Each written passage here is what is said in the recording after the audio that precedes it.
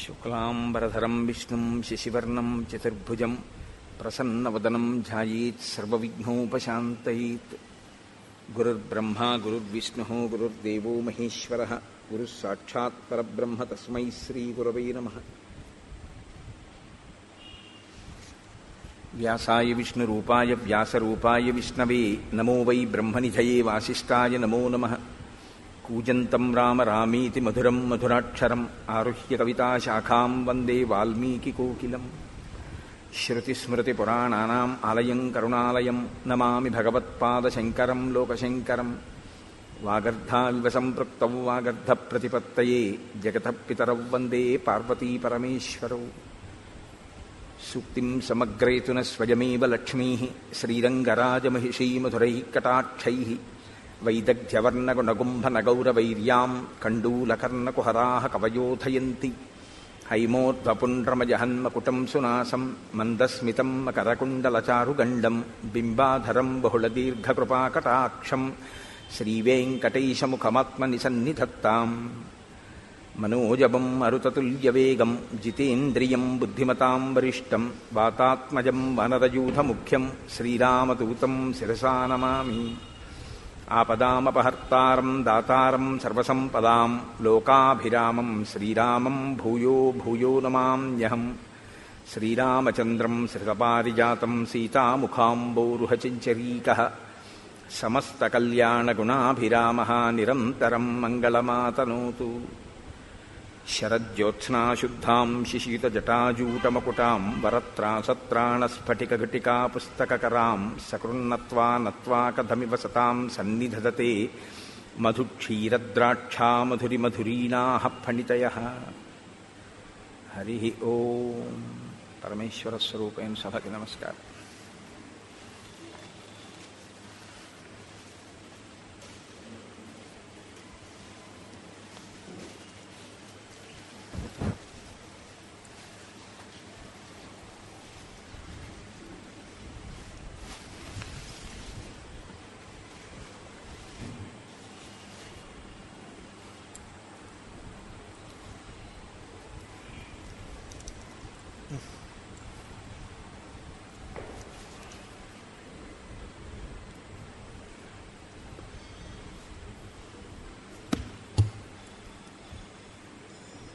నిన్నటి రోజున మీరు విన్నారు, 100 యోజనముల సముద్రాన్ని దాటి లంకాపట్టణానికి వెడితే సీతమ్మ తల్లి దర్శనం అవుతుంది అని సంపాతి చెప్పారు. సంపాతి చెప్పినటువంటి వాక్యం నిజము అని గుర్తు ఏమిటంటే, ఆ మాట సాయం చెయ్యగానే కాలిపోయిన రెక్కలు సంపాతికి మళ్ళీ పుట్టాయి. కిష్కింధకాండ పూర్తి చేస్తూ మహర్షి 2 వైభవోపేతమైనటువంటి విషయాల్ని ప్రతిపాదిస్తారు. రామ కథ యొక్క గొప్పతనం ఎటువంటిది, రామనామము యొక్క గొప్పతనం, రామనామానికి రామకథకి మాట సాయం చేసినంత మాత్రం చేత వచ్చేటటువంటి ఫలితం. కేవలం మాట సాయం చేసినటువంటి సంపాతికి కాలిపోయిన రెక్కలు మళ్ళీ వచ్చాయి. కాబట్టి రామకార్యం మీద పెడుతున్న వాడికే అంత సాయం చేస్తేనే అంత గొప్ప ఫలితం ఉంటే, రామకార్యమే చేసిన వాడికి ఎంత గొప్ప స్థితి ఉంటుంది. అయితే ఇక్కడ మీరు ఒక విషయం చూడాలి. నిజంగా చాలా పెద్ద రామకార్యం అన్నది ఏది ఉంటుందో అది చేసిన వాడు కోరుకోవలసినది ఎటువంటి వాడికి ఆ స్థితిని రామచంద్రమూర్తి ఇస్తారో తెలుసా అండి? కించిత్ ప్రతిఫలాపేక్ష కూడా లేనివాడికి అంత స్థితిని ఇస్తారు. మీరు అది చాలా జాగ్రత్తగా గమనించాలి. రామాయణం రామ కార్యం మీద వెడుతున్న వాడికి మాట సాయం చేస్తే కాలిపోయిన రెక్కలు వచ్చాయి, మళ్ళీ యవ్వనం వచ్చింది అంటే మళ్ళీ మంచిదే, ఒక వైభవాన్ని పొందాడు. కానీ రామ కార్యాన్నే చాలా ప్రయోజనము అని భావించి ఇంకంతకన్నా వేరొక కార్యం లేదు అని ఆ కార్యం మీద సర్వశక్తులు ఒడ్డి వెళ్ళినటువంటి వాడికి ఏ ఫలితం ఉండాలి? రామచంద్రమూర్తి యొక్క ఆలింగనం లభిస్తుంది, రాముడే లభిస్తాడంతే. ఇంకా దానికి వేరొక ప్రయోజనం ఏమీ ఉండదు, సరికదా? అలా ఎవరైనా నిలబడగలిగితే రామకార్యాన్ని త్రికరణ శుద్ధిగా ఏ ప్రతిఫలాన్ని ఆశించకుండా, ఎందుకు చేశావు ఈ రామకార్యం అంటే రాముని కొరకు తప్ప దీని వలన నాకు ఏ ప్రయోజనము నేను ఆశించి చెయ్యట్లేదు అని త్రికరణ శుద్ధిగా నిలబడగలిగితే దొరికేటటువంటిది ఏమిటో తెలుసా అండి? నేను నీకు ప్రత్యుపకారం చెయ్యలేను అన్న రామచంద్రమూర్తి యొక్క మాట. అంటే ఎంతటి సమున్న స్థితిని పొందుతారో చూడండి. ఇది ఎవరు పొందారంటే స్వామి హనుమ పొందారు. ఎందుచేత అంటే ఆయన సుందరకాండలో బయలుదేరినప్పుడు రామార్థం వానరార్థంచ చికీర్షం కర్మదుష్కరం సముద్రస్య పరం పారం దుష్ప్రాపం ప్రాప్తుమిచ్చసి అన్నారు విద్యాధరులు. రాముని కొరకు వానరుల కొరకు చేస్తున్నారు తప్ప ఆయన తన కొరకు తాను అని చేసినది కాదు సముద్ర తరణం. అంత కష్టపడి ఆయన వెళ్ళి సీతమ్మ తల్లి దర్శనం చేసి వచ్చి సీతారాములు ఒకటవడానికి కారణంగా ఆయన నిలబడితే ఆయన పొందినటువంటి భాగ్యం ఏమి అంటే, నేను నీకు ప్రత్యుపకారం చెయ్యడం కుదరదు కాబట్టి మదంగే జీర్ణతాం యాతు ఎత్తయోపకృతం కపీహే అంటారు ఉత్తరాఖండలో రామచంద్రమూర్తి. నీకు నేను ప్రత్యుపకారం చెయ్యడం అన్నది కుదరదు హనుమా, కాబట్టి నువ్వు చేసిన ఉపకారం ఏదుందో అది నా శరీరమునందు జీర్ణమైపోవుగాక అంటారు. అంటే రాముడు కూడా ప్రత్యుపకారం చెయ్యగలను అని అనలేనంత గొప్ప స్థితిని పొందగలగడం త్రికరణ శుద్ధిగా రామకార్యాన్ని చెయ్యగలిగినటువంటి ప్రజ్ఞ ఏర్పరచుకోవడం. అయితే అది అంత తేలికైన విషయం కాదు. శ్రీరామాయణంలో మహానుభావుడు కారణ జన్ముడు కాబట్టి ఒక్క హనుమకి మాత్రమే అది లభించింది. నేనిప్పుడు కారణజన్ముడు అన్న మాట వాడి ఉంటే హనుమ ఏ కారణం చేత అసలు జన్మించారో, ఆయన జన్మ వృత్తాంతం ఏమిటో, అది ఎలా సంభవించిందో ఇవాళ బ్రహ్మగారి తర్వాత బ్రహ్మగారి లాంటి వాడు రామాయణంలో జాంబవంతుడు. ఆత్మావై పుత్రనామాసి అని కదా, కొడుకు తండ్రి రూపంలో ఈ లోకంలో తిరుగుతూ ఉంటాడు అని.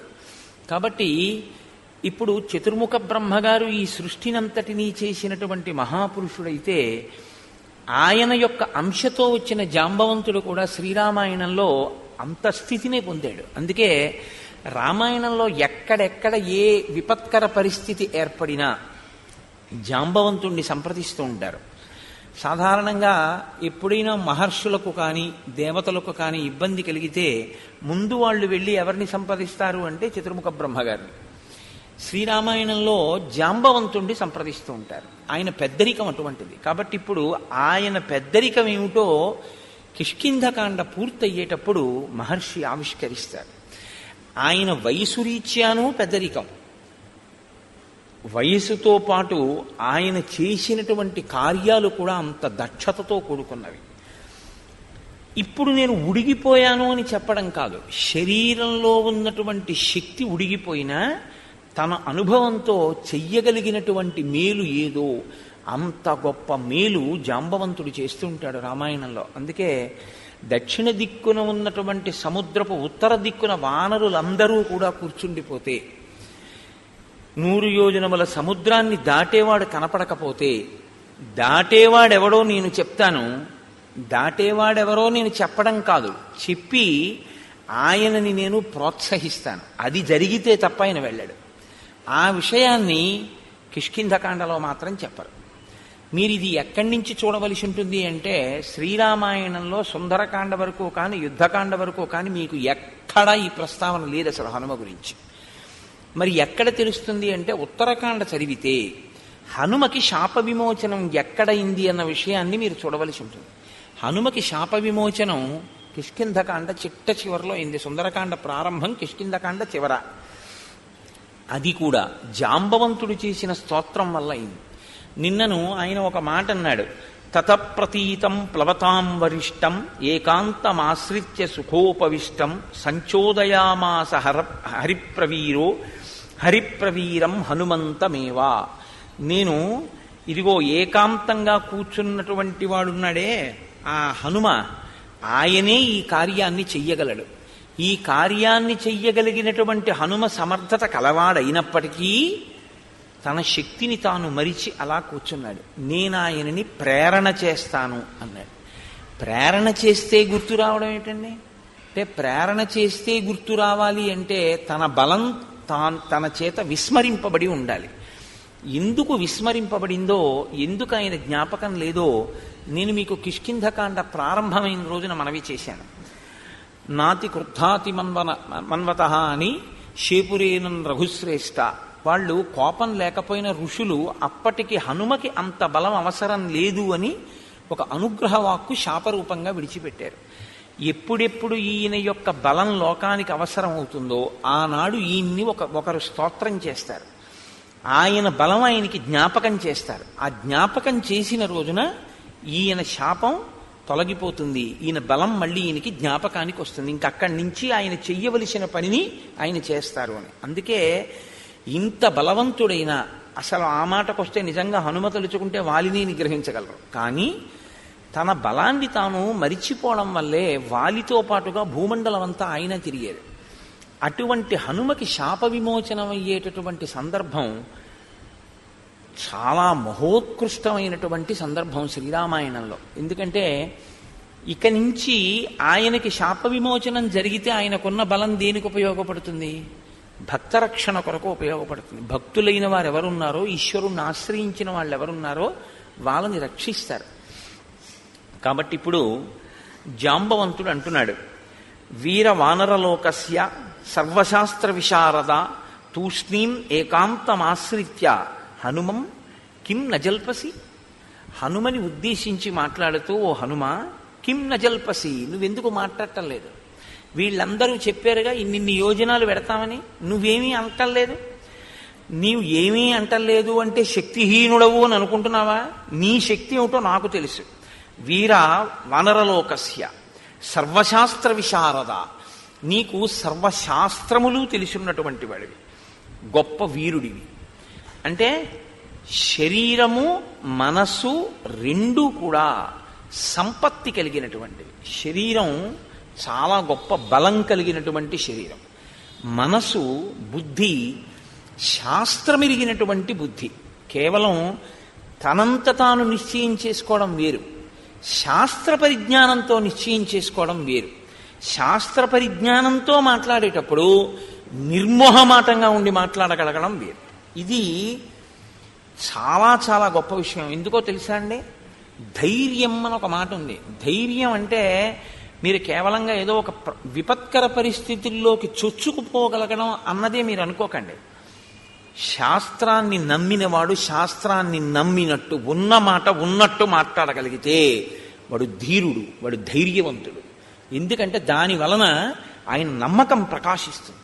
ఆయన ఎంత నమ్మినవాడో, ఎంత చిత్తశుద్ధి ఉన్నవాడో ఆ సందర్భాన్ని బట్టి తెలుస్తూ ఉంటుంది. హనుమ అంత గొప్ప శాస్త్ర విశారదుడు, శాస్త్రం తెలుసున్నవారు. తెలుసు కాబట్టి దాన్ని ఆయన అనుష్ఠాన పర్యంతంలోకి తీసుకొస్తారు.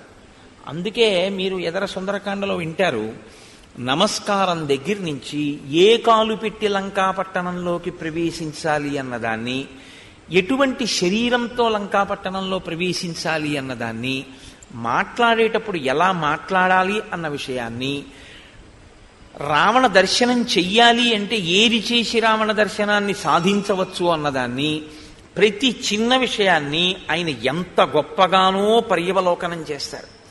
ఇది ఇంత గొప్ప ప్రజ్ఞ ఉన్నా అప్పుడప్పుడు చిన్ని చిన్ని వైక్లభ్యాలు వస్తూ ఉంటాయి, రాకపోవడం అన్నది ఉండదు. కానీ ఎవడికి శాస్త్ర పరిజ్ఞానం పక్కన భక్తి ఉందో వాడికి అటువంటి తొట్టుబాటు వచ్చినప్పుడు ఈశ్వరుడు వాడిని రక్షిస్తూ ఉంటాడు. నువ్వు తొట్టుపడ్డావు ఇవాళ, అలా తొట్టుపడకు అని మళ్ళీ ఉంచుకోగలిగినటువంటి శక్తిని ఇస్తాడు. ఇది మీరు చాలా జాగ్రత్తగా రామాయణంలో గమనించవలసి ఉంటుంది. ఒకసారి తొట్టుపడితే పాతాళలోకం వరకు పడిపోతాడు ఒక్కొక్కడు. ఎందుకు పడిపోతాడో తెలుసా అండి? శాస్త్రం తెలియక కాదు, శాస్త్రం తెలిసి. శాస్త్రం తెలిసిన్నవాడే. దేనికి పడిపోతాడంటే నాకు శాస్త్రం తెలిసన్న అహంకారం ఉంటుంది తప్ప ఈశ్వరుడి యందు భక్తి లోపించి ఉంటుంది. ఈశ్వరుని యందు భక్తి లేకుండా కేవలము శాస్త్రం ఒకటి తెలిసి వచ్చినటువంటి వైక్లభ్యం పడగొట్టేస్తుంది. శాస్త్రము తెలిసి వైక్లభ్యం వచ్చినా దిద్దుకోగలిగినటువంటి ఉంచుకోగలిగిన స్థితి ఎక్కడి నుంచి వస్తుందంటే భక్తిలోంచి వస్తుంది. నేను ఇవాళ ఏ మాట అన్నానో ఆ మాటని మీరు చాలా జాగ్రత్తగా గమనిస్తూ ఉండండి. హనుమ విషయంలో ఇది మీకు ప్రస్ఫుటంగా తెలుస్తూ ఉంటుంది. ఆయన కూడా అక్కడక్కడ కొద్దిగా తప్పటడుగు వేస్తూ ఉంటారు. మండోదరిని చూసి సీతమ్మ అనుకుంటూ ఉంటారు. సీతమ్మ కనపడలేదని నే చచ్చిపోతానంటారు. కానీ ఎక్కడెక్కడ హనుమ అటువంటి ఉద్వేగాన్ని పొందుతారో అక్కడక్కడ ఈశ్వరుడు ఆయనకి అండగా వచ్చి కాపాడుతుంటాడు. ఎందుకు వచ్చి కాపాడతాడు అంటే ముందు ఆయన బుద్ధిని నిలబెడుతుంటాడు. బుద్ధి నిలబడితే కదండి శరీరం నిలబడ్డం. బుద్ధి నిలబడలేకపోతే శరీరంలో బలం ఉండి ప్రయోజనం ఏమిటి? ఇది హనుమయందు ప్రకాశించేటటువంటి గుణం. కారణం ఏమిటంటే ఆయన భక్తి తత్పరత. అందుకే కొద్దిగా ఒడుదుడుకులు వచ్చినా ఊంచుకోగలిగిన వాడు ఎవరంటే, నిలబడగలిగిన వాడు ఎవరంటే భక్తి కలిగిన వాడే. ఆ భక్తి అంటూ ఉందనుకోండి, అది ఎన్ని ఇబ్బందుల నుంచి అయినా బయటపడేస్తుంది. అదొక్కటి లేదనుకోండి, ఎప్పుడైనా జారిపోయే ప్రమాదం ఉంటుంది. ఎందుకంటే అహంకారం అనేటటువంటిది పక్కన పెరిగిపోతూ భక్తి తరిగిపోతే తాను ఏది చదువుతాడో దాని మీదే నమ్మకం లేని స్థితికి వెళ్ళిపోతాడు. అప్పుడు ఏమవుతుందంటే ప్రమాదంలోకి జారిపోతాడు. రావణాసురుడి యందు ప్రకాశించేటటువంటి లక్షణం అదే. ఆయనకి శాస్త్ర పరిజ్ఞానం ఉంది, ఆయనకి తెలుసు. కానీ ఆయన దేనికి వాడుకుంటాడంటే తను చేస్తున్నదే మంచి పని అన్నదాన్ని సమర్థించుకోవడానికి, శాస్త్రాన్ని మార్చి చెప్పడానికి ఉపయోగిస్తాడు. తనకి అనుకూలంగా శాస్త్రాన్ని తిప్పుతాడు తప్ప శాస్త్రం ఎలా ఉందో తను అలా ప్రవర్తించడు. ఎందుకని? భక్తి అన్నది లోపించడమే దానికి కారణం.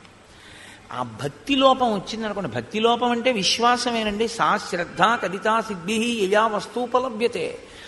ఆ శ్రద్ధ ఉంటే గురువు యందు ఈశ్వరుడు యందు ఆ శ్రద్ధ ఉందనుకోండి, అది మిమ్మల్ని కాపాడేస్తుంది. కాబట్టి జాంబవంతుడు అంటున్నాడు, నీవు సర్వశాస్త్ర విశారద తూష్ణీం ఏకాంతమాశ్రిత్య హనుమన్ కిం నజల్పసి. నీవు ఏమీ మాట్లాడకుండా ఇన్ని ఎరుగున్నవాడివి ఒక్కడివే ఎందుకు కూర్చున్నావు?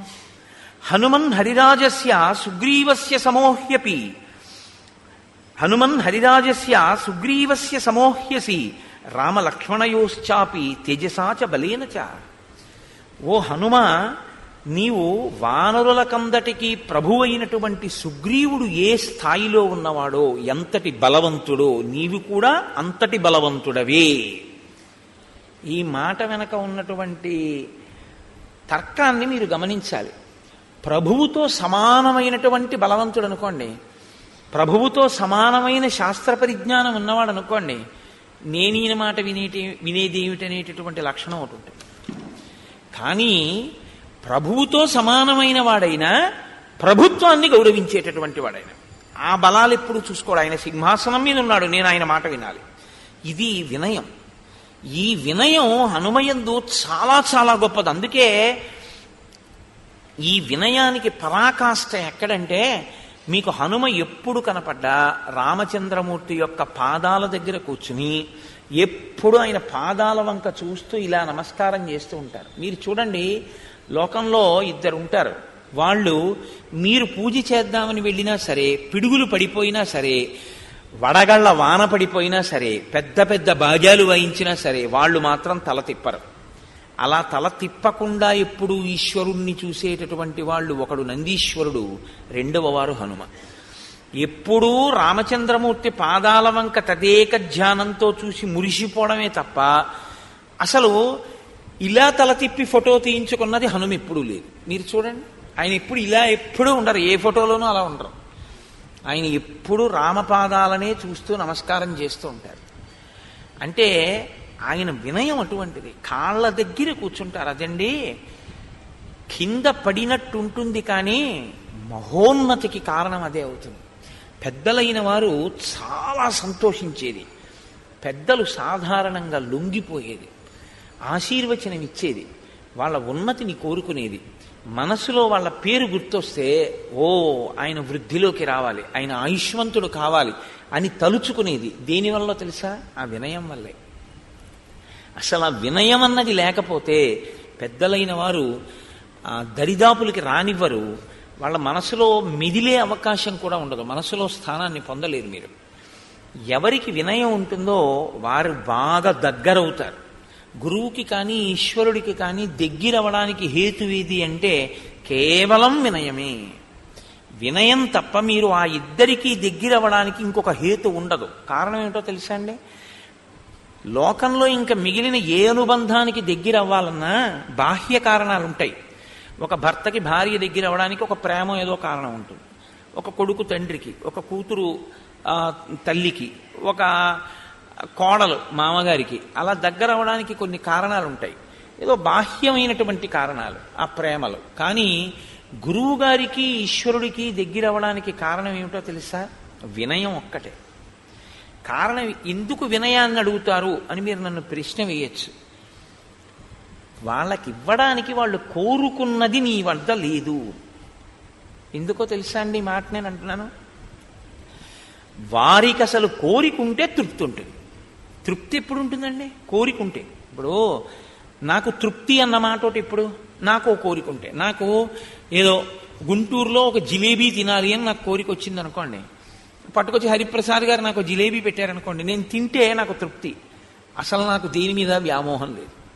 మీరు తీసుకొచ్చి ఎక్కడ పెట్టినా నాకు దాని మీద ఏం అనురక్తి లేదు. నేను తినాలని నేనేం కోరిక పడను అనుకోండి. నేనంటే అలా అన్నానని మీరు అనుకోవద్దు. నేను ఇంద్రియ చాపల్యం ఉన్నవాడిని, నేనేం గొప్పవాడిని అని చెప్పట్లేదు, ఒక ఉదాహరణ చెప్తున్నాను అంతే. ఇప్పుడు నాకు తృప్తి మీరు ఎలా తీసుకొస్తారు చెప్పండి?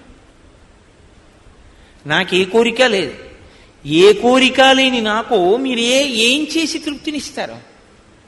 మీరు ఒకవేళ బలవంతంగా తీసుకొచ్చి రామచంద్రమూర్తికి బంగారు కవచం ఎలా కట్టారో అలా కట్టినా తీసా పక్కన పారేసి నేను వెళ్ళిపోతాను అనుకోండి, నాకు దాని గురించి పట్టింపు లేదు. అది ఒక గడ్డి పరక, రెండూ నా దృష్టిలో ఒకటే. ఇప్పుడు ఇచ్చి మీ తృప్తి ఏమో, పుచ్చుకుని నాకేం తృప్తి లేదు. నా తృప్తి మీకు కావాలనుకుంటే మీరు వినయంగా ఉండడం ఒకటే తృప్తి. అది ఎవరి విషయంలో? గురువు విషయంలో. నా విషయంలో అన్నది ఉదాహరణ బాగా అర్థమవుతుందని చెప్పాను తప్ప నేను ఆ స్థాయిని నేను చెప్పట్లేదు. అప్పుడు నాది అహంకారం అవుతుంది. ఏమీ ఆశించని వాడు గురువు కనుక ఆ గురువు దేనికి లొంగుతాడు? ఆయన పాదాల్ని పట్టుకుంటే, గురువుగారి దగ్గర వినయంతో నిలబడగలిగితే చాలు, గురువుగారు పొంగిపోతారు. అందుకే ఈ వినయానికి పరాకాష్ట కింద ఉంటారు. ఈశ్వరుడి దగ్గర అంతే. మీరు ఈశ్వరుడికి ఏమిస్తారండి? మిమ్మల్నే ఈశ్వరుడు సృష్టించాడు. మీ ఊపిరితిత్తులు ఈశ్వరుడు ఇచ్చాడు, మీ గుండెకాయ ఈశ్వరుడు ఇచ్చాడు, మీ మూత్రపిండాలు ఈశ్వరుడు పెట్టాడు, మీ మాట ఈశ్వరుడు ఇచ్చాడు, మీరు తినడానికి పదార్థాలు ఈశ్వరుడు ఇస్తున్నాడు, పచనం ఆయన చేస్తున్నాడు, జీర్ణం ఆయన చేస్తున్నాడు. ఆయనకి మీరేమిస్తారు? యాపిల్ పండు మీరు సృష్టించారేంటి? ఈశ్వరుడు సృష్టించాడు. యాపిల్ పండు కొనడానికి డబ్బు మీరు సృష్టించారేంటి? శక్తి మీకు ఇచ్చి మీకు ఉద్యోగం చేయించి డబ్బు ఇప్పిస్తున్నాడు. అన్నీ ఆయన ఇచ్చినవే. అన్నీ ఆయన ఇస్తే మీరేమిస్తారు ఈశ్వరుడికి? ఈశ్వరా, నువ్విచ్చింది నీకు ఇవ్వడం తప్ప నేను ఇవ్వగలిగిందన్నది నాకు లేదన్న మీ భావనే నివేదన. ఈ భావన మీకు కలిగిందనుకోండి, అది వినయానికి పరాకాష్ట. అదే నివేదన. ఆ నివేదన యొక్క ఫలితము ప్రసాదము. ఆ ప్రసాదము ఈశ్వరుని అనుగ్రహము. ఆ అనుగ్రహము మీ ఆ మనసుకి పరిపుష్టినిస్తుంది భక్తికి. అందుకే లోపలికి పులిహార పళ్ళెం పెడుతుంటే బట్ట వేసి తీసుకెడతారు, బయటికి తీసుకొచ్చి చేతిలో పెడితే కళ్ళకద్దుకు తింటారు. ఎందుకని? అది ప్రసాదం. ఈశ్వరుడికి చూపిస్తే ప్రసాదం, ఈశ్వరుడికి చూపించకపోతే పులిహారం. ప్రసాదంగా అనుభవించడం అంటే ఇవన్నీ ఈశ్వరుడివే అని నమ్మగలగడం. కాబట్టి ఈశ్వరుడికి మీరేమిస్తారు? నేనేమి ఇవ్వలేను అనుకున్నప్పుడు వినయంతో కిందకి ఉండడమే. ఎంత పెద్దవారు మీరని లోకమంతా అంటున్నా, నా పెద్దరికం ఏమిటండి? నా పెద్దరికం అంతా ఆయన ఇచ్చిందని ఆయన పాదాల దగ్గర కూర్చుంటాడు తప్ప ఎప్పుడూ సమానంగా కూర్చోడు. ఇది వినయం. దీనికి గురువు లొంగుతాడు, దీనికి ఈశ్వరుడు లొంగుతాడు. అందుకే శంకర భగవత్పాదుల గురించి ఎప్పుడు లోకంలో ఒక మాట అంటుంటారు. ఆయన జ్ఞానాన్ని కదా బోధ చేశారు, ఇంకా భక్తి అన్న మాటకి తావెక్కడుంది? భక్తి అంటే రెండు ఉంటే కదా భక్తి. ఓ పెద్ద ఆయన ఉన్నాడు, చిన్న ఆయన ఉన్నాడు, ఈయన ఆయన్ని స్తోత్రం చేశాడు అప్పుడు కదా. శంకరుల దృష్టిలో ఉన్నది ఒకటేగా, ఇంకా మళ్ళీ భక్తి ఎక్కడి నుంచి వచ్చిందంటారు. భక్తి పరాకాష్ట జ్ఞానం. జ్ఞానానికి భక్తి ఎప్పుడు ప్రతిబంధకం కాదు. పిందెలేని పండు ఎక్కడి నుంచి వస్తుందండి? భక్తితో కూడిన కర్మాచరణం వల్లే జ్ఞానం వస్తుంది. అసలు భక్తి లేకుండా జ్ఞానం ఎక్కడ వస్తుంది? రాదు. కాబట్టి జ్ఞానమునకు భక్తి ప్రతిబంధకం కాదు. అందుకే శంకర భగవత్పాదులు మోక్ష సాధన సామాగ్ర్యాం భక్తిరేవ గరీయసి అని ప్రతిపాదించారు. మహానుభావుడైన జగద్గురువు. అబ్బో, శంకర భగవత్పాదులు చెప్పందే ఉంది. ఆకాశం అంత ఎత్తు ఎదిగారు, పాతాళం అంత కిందకి దిగారు. ఇంకా తర్వాత ఎవరన్నా ఏమన్నా చెప్తే ఆ మధ్యలోకి వచ్చి నిలబడాలి తప్ప శంకరుల్ని దాటి పైకి ఎక్కలేరు, శంకరుల కన్నా కిందకెళ్ళలేరు. ఆయన కిందకెంత వెళ్ళారో అంతా వెళ్ళారు. ఎంత మీరు తక్కువ చేసి మాట్లాడుకోవాలో ఈశ్వరుడి దగ్గర అంత తక్కువ చేసి శంకరాచార్యుల వారు మాట్లాడారు. పశుమాం సర్వజ్ఞ ప్రధిత కృపయా పాలయ విభో అన్నారు. ఎంత పైకెక్కారంటే అహం బ్రహ్మాస్మి అన్నారు. ఇప్పుడు ఇంకా మీరు అంతకన్నా పైకేం పెడతారు, ఇంతకన్నా కిందేం పెడతారు. కాబట్టి మీరు ఎంతమంది వచ్చినా తర్వాత ఎవరొచ్చినా ఏం మాట్లాడినా ఈ రెండింటి మధ్యలోనే మాట్లాడాలంతే. కాబట్టి శంకరుల కన్నా కిందకెళ్ళలేరు, శంకరుల కన్నా పైకెళ్ళలేరు. అది శంకరుల యొక్క తత్వం అంటే వ్యోమవత్ వ్యాప్త దేహాయ. సరే, అందుచేత నీవు సుగ్రీవుడితో సమానమైన వాడివే కాదు, రామలక్ష్మణయోశ్చాపి తేజసాచ బలేనచ. రామలక్ష్మణులిద్దరూ తేజస్సులో ఎంత గొప్పవారో, బలములో ఎంత గొప్పవారో, నీవు కూడా తత్తుల్యమైన వాడవు. అంతే బలము, అంతే తేజస్సు ఉన్నవాడవు. అంటే రామలక్ష్మణులతో సమానమైన స్థాయి కలిగినటువంటి వ్యక్తి హనుమ. కానీ ఎక్కడ కూర్చుంటారు? ఎప్పుడూ పాదాల దగ్గర. ఎదిగినా ఒదగడం నేర్చుకోవాలి అంటే హనుమ యొక్క ఉపాసన చేసి తీరాలి. అందుకే మనకి లోకంలో చిన్నపిల్లలతో కూడా మనం ఎవరిని ఆరాధన చేయిస్తామంటే ఇద్దరిని ఆరాధన చేయిస్తాం. ఒకరు వినాయకుడు, ఒకరు హనుమ. సరే, వినాయకుడిని ఎందుకు అలాగా చెయ్యవలసి ఉంటుంది అన్నది రేపు వింటారు. మళ్ళీ చరివిత చరణం ఎందుకు? హనుమ కూడా అంతే. అపారమైనటువంటి వినయ సంపత్తి కలిగినటువంటి వారు, మహానుభావుడు ఆయన. ఈ మాటలు ఆయన ఎందు గర్వాన్ని పెంచలేదు, ఈ మాటలు ఆయన ఎందు వినయాన్ని పెంచాయి. అది విచిత్రం. మీరు అయ్యా చాలా వృద్ధిలోకి వచ్చారు, చాలా చక్కటి పని చేశారు అంటే ఇలా అనకూడదు.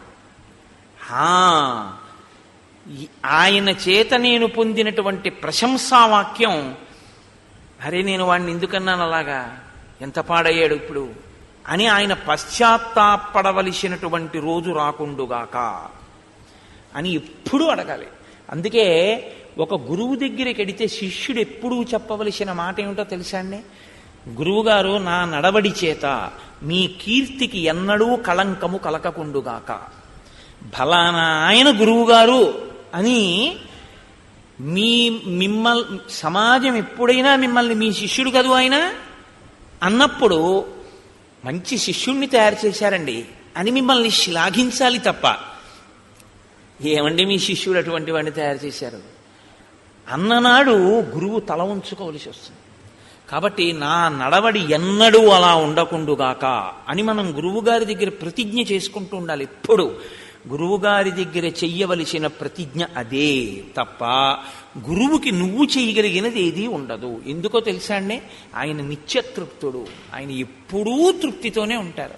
అటువంటి తృప్తి కలిగి ఆంతర తృప్తి, అది ఆశ్చర్యకరమైన విషయం.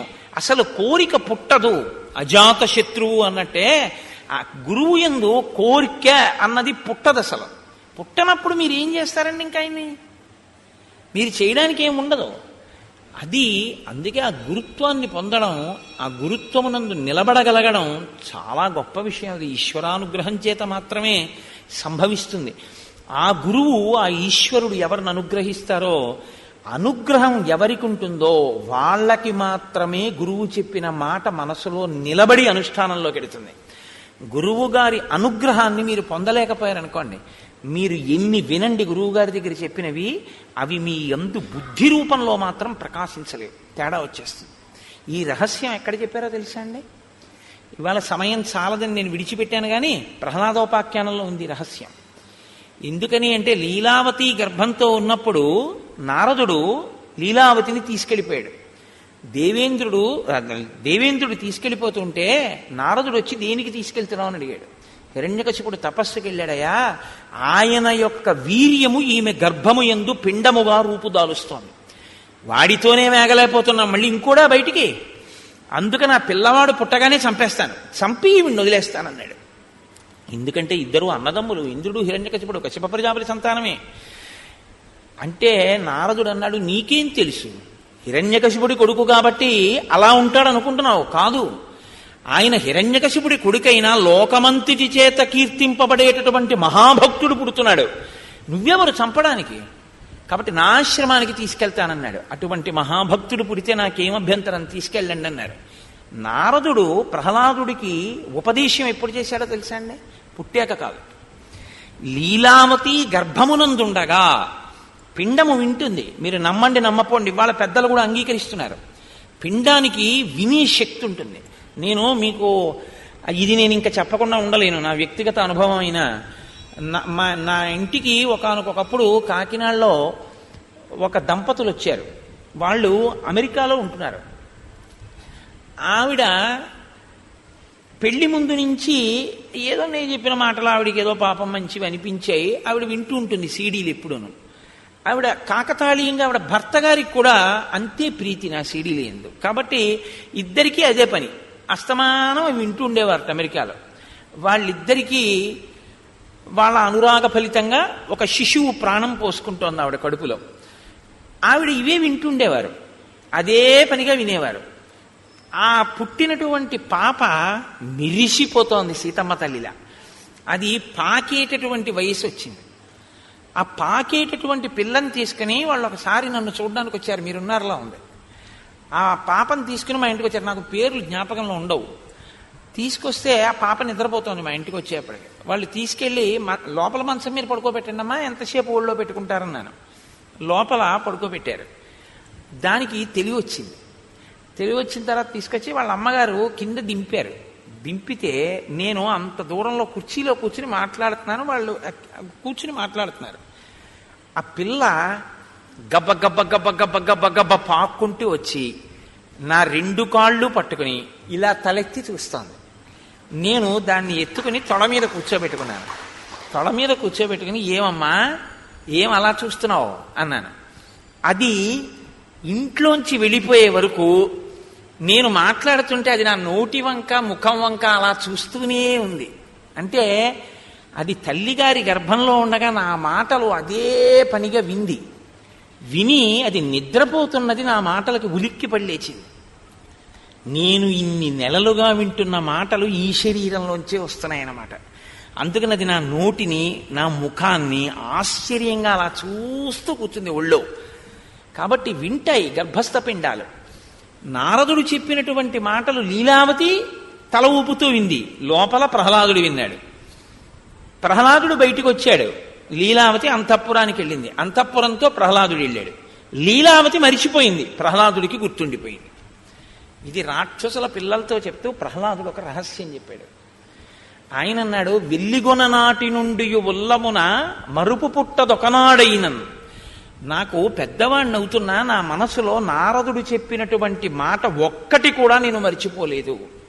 ఎందుకు మరిచిపోలేదో తెలుసా?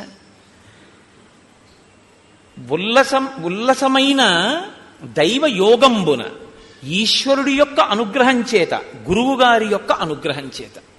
గురువు యొక్క అనుగ్రహం ఈశ్వరానుగ్రహం ఎక్కడుంటాయో అక్కడ గురువు గారి నోటి వెంట వచ్చినటువంటి మాటల్ని మరిచిపోవడం ఉండదు. మనసు తిప్పి తిప్పి తిప్పి తిప్పి అనుష్ఠానంలోకి తీసుకొస్తుంది. అది లేదనుకోండి మరుపు కిందకి వెళ్ళిపోతుంది. కాబట్టి ఒక్కొక్కరి యందు విన్న విషయాలు, తెలుసుకున్న విషయాలు ఇంకా వినయం వైపుకి తీసుకెడతాయి. కారణం ఏమిటంటే అది కారణజన్ములంటే. తప్ప మీరు ఫలానా వారితో సమానం అండి అన్నారనుకోండి, అంతే. ఇంకా వారే ఉందండి వాళ్ళతో సమానం నేనంటే ఇంకేమిటి అహంకారం? అలా అంటారు కానండి, ఆయన నేను సమానమా? అసలు నన్ను మాట్లాడిస్తున్నది ఆయన మహానుభావుడు అనగలిగితే నీకు వినయం ఉన్నట్లు. కాబట్టి చూడండి, హనుమన్ హరిరాజస్య సుగ్రీవస్య సమోహ్యసి రామలక్ష్మణయోశ్చాపి తేజసాచ బలేన చ. తేజస్సు యందు బలము యందు నువ్వు రామలక్ష్మణులతో సమానమైనటువంటి వాడివి. అరిష్టనేమిన పుత్రో వైనతేయో మహాబల గరుత్మానితి విఖ్యాత ఉత్తమ సర్వపక్షిణాం. బహుశో హి మయా దృష్ట సాగరే స మహాబల భుజగానుద్ధరన్ పక్షి మహావేగో మహాయశాహ. వైనతేయుడై కశ్యప ప్రజాపతికి వినతయందు జన్మించినటువంటి సంతానంలో ఒకడైనటువంటి గరుత్మంతుడు అపారమైన వేగంతో సముద్రంలో ఉండేటటువంటి పావుల్ని తన్నుకుపోతుండగా నేను ఎన్నో పర్యాయాలు చూశాను.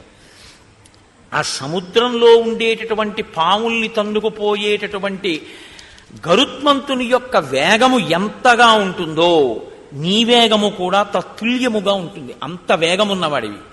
బలం బుద్ధిశ్చ తేజశ్చ సత్వంచ హరిపుంగవ విశిష్టం సర్వభూతేషు కిమాత్మానం న బుధ్యసే. మహానుభావ, నీ బలము, నీ బుద్ధి, నీ తేజస్సు, నీ సత్వము సమస్త భూతముల కన్నా గొప్పవి. నీతో సమానమైన భూతమే లేదు. భూతము అంటే ప్రాణి. అసలు నీతో సమానమైనటువంటి ప్రాణి లేదు ఈ లోకంలో. అంతటి బుద్ధి, అటువంటి బలం, అటువంటి తేజస్సు ఉన్నవాడివి. అటువంటి వాడివి ఇలా కూర్చుని ఉంటావా? నీవు ఇంత తేజస్సుతో ఇంత గొప్పవాడిగా పుట్టడం అన్నది నీవు పుట్టిన తరువాత సంపాదించుకున్నది కాదు, నీకు పుట్టుకయందే అనుగ్రహింపబడినది. అసలు పుట్టి పుట్టగానే నీకు వచ్చింది. నీ జన్మయే కారణ జన్మ. ఏదో ప్రయోజనం లేకుండా నీకింత బలం కలగదు, ఏదో కారణం లేకుండా నీకింత తేజస్సు ఇవ్వరు. కాబట్టి ఇంతటి తేజోమూర్తిగా నువ్వు జన్మించావు. ఇక్కడ ఎప్పుడూ కూడా మీరు ఒకటి గమనించవలసి ఉంటుంది. మీరు ఇటువంటి విషయాలు వినేటప్పుడు కారణ జన్మల యొక్క జన్మకి సంబంధించినటువంటి విషయాన్ని లౌకికమైనటువంటి దృష్టితో మీరు విచారణ చేయకూడదు ఎప్పుడు కూడా. ఎందుకో తెలుసా అండి? అది పరాశక్తి యొక్క అనుగ్రహం చేత జన్మిస్తారు వాళ్ళు. అందుకే అసలు ఒక్కొక్క మహానుభావుడు జన్మించేటప్పుడు ఆయన జన్మిస్తే అటువంటి గొప్ప తేజోమూర్తిని భరించగలిగినటువంటి క్షేత్రం ఉండదు. ఈశ్వరుడి అవతారాన్ని భరించగలదేమో కానీ మహర్షుల యొక్క తేజస్సుని భరించి వహించగలిగిన క్షేత్రాలు ఉండవు. నేను మీతో యథార్థం చెప్తున్నా. రామచంద్రమూర్తిని కనగలిగిన కడుపు ఉంటుందేమో, వశిష్ఠ మహర్షిని కనగలిగిన కడుపు ఉండదు. అందుకే వాళ్ళు కుంభసంభవులు. ఒక కలశలోంచి ఉద్భవించారు వాళ్ళు. కారణం ఏమిటంటే ఆ తేజస్సుని భరించడం కష్టం. సుబ్రహ్మణ్యోత్పత్తిలో మీరు విన్నారు, ఏ క్షేత్రం భరించగలిగింది ఈశ్వర తేజస్సుని? అవి భరించలేరు. కాబట్టి భరించగలిగినటువంటి క్షేత్రము యందు ప్రవేశపెడతారు. ఆ తేజస్సుని ప్రవేశపెట్టి ఆ తేజస్సుతో కలిపి కారణజన్ములుగా వస్తారు తప్ప ఒక పతివ్రత యొక్క శీలాన్ని హరించడం లక్షణంగా దేవతలు ప్రవేశపెట్టారు. అందుకే శీలాపహరణం లేకుండా యోగ్యమైన క్షేత్రమునందు తేజస్సు ప్రవేశపెట్టి ఆ రూపంగా పుడితే తప్ప దేవతా కార్యం జరగదు అంటే ఆ రూపంగా జన్మించడానికి వీలుగా గర్భస్థం చేస్తారు. అందుకే శ్రీరామాయణంలో చాలామంది వానరులు ఆశ్చర్యకరమైనటువంటి జన్మలు స్వీకరించిన వారు. అలా పుట్టిన వాళ్ళల్లో వాలిసుగ్రీవులు కూడా స్త్రీ యందు జన్మించిన వారు కారు. వృక్షకరజస్సు అని ఆయన గురించి ఉత్తరరామాయణంలో చాలా విశేషంగా ఉంది. ఆయన చతుర్ముఖ బ్రహ్మగారికి ఒకనొకప్పుడు సమాధినిష్టలో ఉండగా కన్నుల వెంట నీరు కారింది. ఇట్నుంచి కారితే దుఃఖమని, ఇట్నుంచి కారితే అది ధ్యానావస్థలో వచ్చేటటువంటి బాష్పధారలని అంటారు. ఆ బాష్పధారలు పడుతుంటే ఆయనకి ఎందుకో బుద్ధి పుట్టి తన చేత్తో పట్టుకున్నారు ఆ నీటి చుక్కలు. అందులోంచి పుట్టాడు ఒక వానరుడు, వృక్షకరజస్సు అని. ఆ పుట్టినటువంటి వానరుణ్ణి ఆయన భూమండలం మీద విడిచిపెట్టి నువ్వు అక్కడ పళ్ళు కాయలు తింటుండు అన్నారు. ఆయన పళ్ళు కాయలు తింటూ ఒకానొకప్పుడు ఒక సరస్సులో ఆయన ఎప్పుడు ఇంకో ప్రాణిని ఎదురుగుండా చూసింది లేదు. ఎప్పుడు ఏవో పళ్ళు కాయలు తింటూ బ్రహ్మగారు చెప్పిన ప్రదేశంలో బతుకుతున్నాడు. ఒకప్పుడు ఒక కైలాస పర్వతం దగ్గర ఉన్నటువంటి సరోవరం దగ్గరికి వెళ్ళి ఆ నీటిలోకి చూశాడు. అసలు నీటిలోకి ప్రతిబింబం చూసుకోకూడదు, ఆయుక్షీణం అవుతుంది. కాబట్టి నీటిలోకి చూశాడు. ఇంకో వానరం కనబడితే ఆయన ఇంకో వానరం వచ్చిందనుకుని దాంతో యుద్ధం కోసం నీళ్లలో దిగాడు. ఆ నీళ్లలో దిగితే వానరం కనపడలేదు. నీళ్లు కదిలిపోతే ఇంకా ప్రతిబింబం ఏముంటుందండి? ఆయన పైకి ఎక్కాడు, ఆడదైపోయాడు. ఒక రోజు ఉంటుంది ఆ స్త్రీత్వం. ఇప్పుడు వెంటనే ఆయన యందు ఇంద్రుడు సూర్యుడు మోహం పొందారు.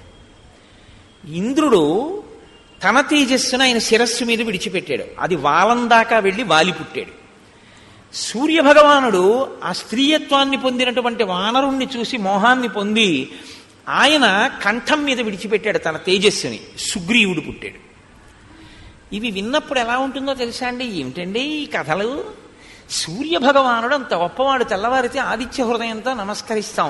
ఒక వానరకాంత కనపడితే మోహం పొంది తన తేజస్సు విడిచిపెట్టేశాడా? కంఠం మీద పిల్లాడు పుట్టాడా? ఏమిటండి ఇది అనిపిస్తుంది. కాదు, సూర్యభగవానుని యొక్క తేజస్సుని, ఇంద్రుని యొక్క తేజస్సుని ఒక వానర రూపంగా సృష్టించడానికి యోగ్యమైనటువంటి వానర కాంత క్షేత్రముగా దొరకడం కష్టం.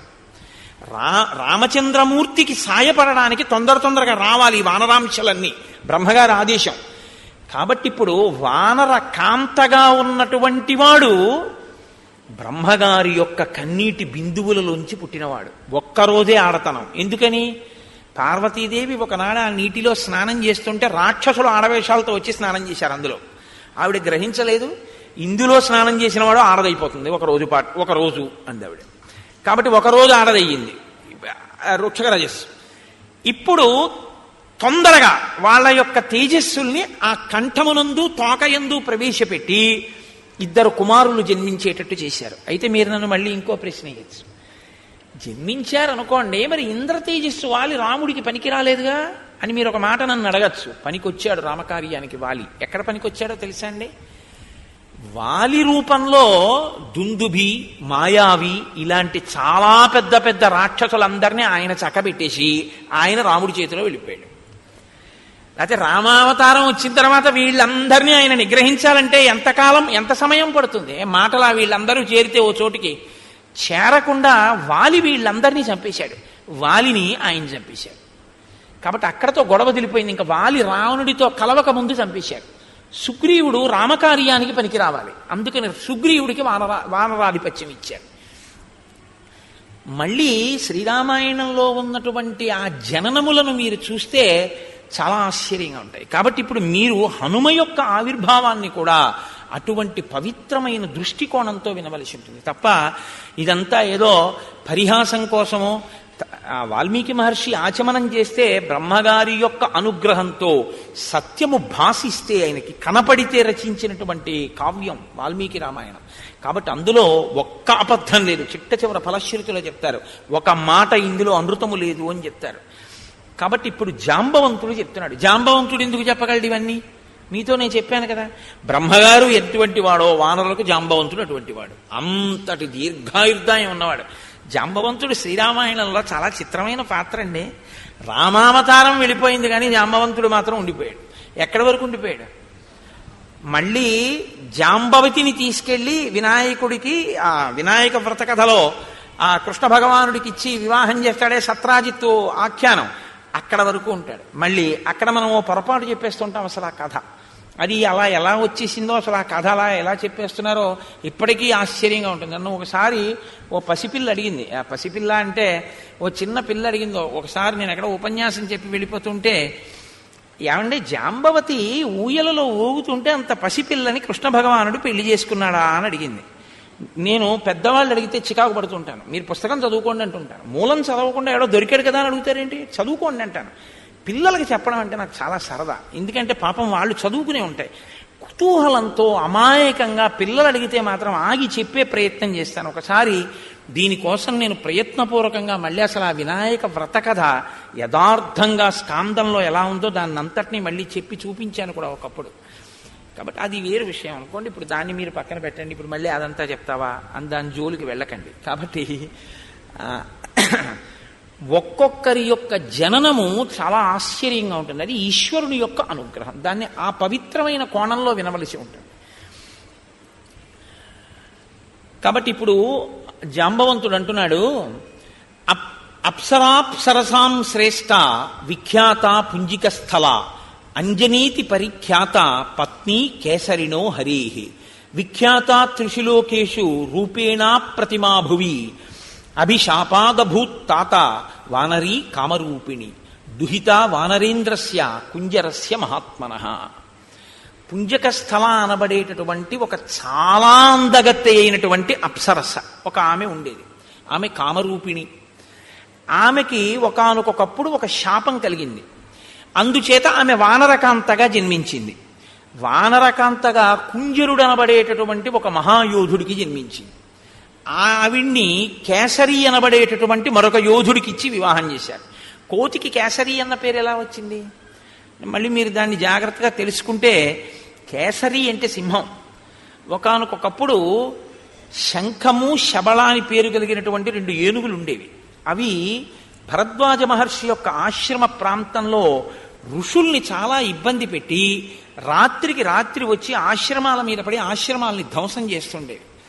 ఆ 2 ఏనుగుల్ని నిగ్రహించగలిగినటువంటి బలవంతుడెవరు అని ఆలోచిస్తున్న కాలంలో ఈయన అంజనాదేవి భర్త అయినటువంటి వానరుడు ఆ 2 ఏనుగులతో యుద్ధం చేసి వాటిని మట్టు పెట్టాడు.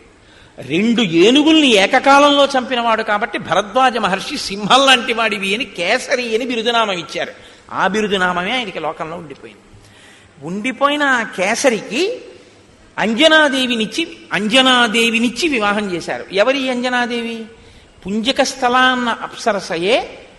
ఆమె శాపవశాత్తు కుంజరుడికి వానరకాంతగా జన్మిస్తే ఆ వానరకాంతనే తీసుకొచ్చి ఈ కేసరికి ఇచ్చి వివాహం చేశారు. ఆమె పేరు అంజన. ఇప్పుడు ఈమె ఒక అప్సరస, కానీ వానరకాంతగా ఉంది. చాలా గొప్ప అందగత్తె, కామరూపిణి. ఆమె ఎప్పుడు ఏ రూపం కావాలంటే ఆ రూపాన్ని పొందుతుంది. ఆమె ఒకనాటి సాయంకాలం ఒక పర్వత శిఖరం మీద నిలబడి ఉండగా వాయువు మనసా వచ్చి ఆమెని కౌగిలించుకున్నారు. ఎవడి ధూర్తుడు నా పాతివ్రత్యాన్ని భంగపరిచే ప్రయత్నం చేసినవాడు అని ఆవిడ అడిగింది. అడిగితే ఆయన వెంటనే ఒక మాట చెప్పారు. ఆయన అన్నారు, ఎందుచేతనంటే చాలా గొప్ప కారణజన్ముడు రావాలి. ఆయన వస్తే తప్ప రామాయణాన్ని ఒడ్డుకు చేర్చడం ఒక సాధ్యం కాదు. కాబట్టి ఇప్పుడు శివతేజస్సు, వాయువు శివుని యొక్క అష్టమూర్తుల్లో ఒకటి. అంత తేలికగా ఆ అవతారం రావడం సంభవం కాదు. చాలా జాగ్రత్తగా క్షేత్రమనందు చేరవలసి ఉంటుంది, అది సుబ్రహ్మణ్యోత్పత్తిలాగా. కాబట్టి వాయు అన్నారు, నత్వాం హింసామి శుశ్రోణి మా భూత్తే సుభగే భయం మనసాస్మి గతో యత్వాం పరిష్వజ్య యశస్వినీం అని పిలిచారు. యశస్వినీం, ఓ కీర్తి కలదానా, మహాపతివ్రతవు అన్న కీర్తి నీకుంది. అమ్మా, నీ కీర్తిని చెరపడానికి వచ్చిన వాణ్ణి కాదు. దేవతా కార్యము నిర్వహింపబడడానికి ఒక అత్యంత తేజోవంతుడైనటువంటి పిల్లవాడు ఒకడు వానరుడిగా జన్మించాలి. నువ్వు వానర కాంతగా ఉన్నావు కాబట్టి నా తేజస్సుని మనసా చేరుస్తాను. అప్పుడు నువ్వు ఆ తేజస్సుని లోపల వానరంగా వృద్ధి చేసి ప్రసవించవలసి ఉంటుంది.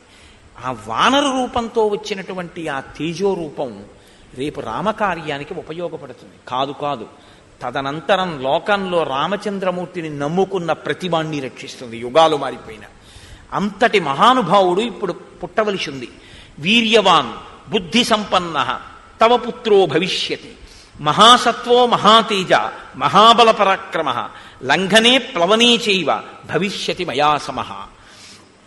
భవిష్యత్తులో నాతో సమానమైనటువంటి వేగం ఉన్నవాడు, నాతో సమానమైనటువంటి లంఘన శక్తి కలిగినవాడు, అంటే దూకగలిగినటువంటి వాడు, అంతటి బుద్ధి పరాక్రమాలు ఉన్నటువంటి వాడు ఒక మహానుభావుడు పుట్టవలసిన అవసరం ఉంది. అందుకనమ్మా నీ యందు తేజస్సుని నిక్షేపిస్తున్నాను.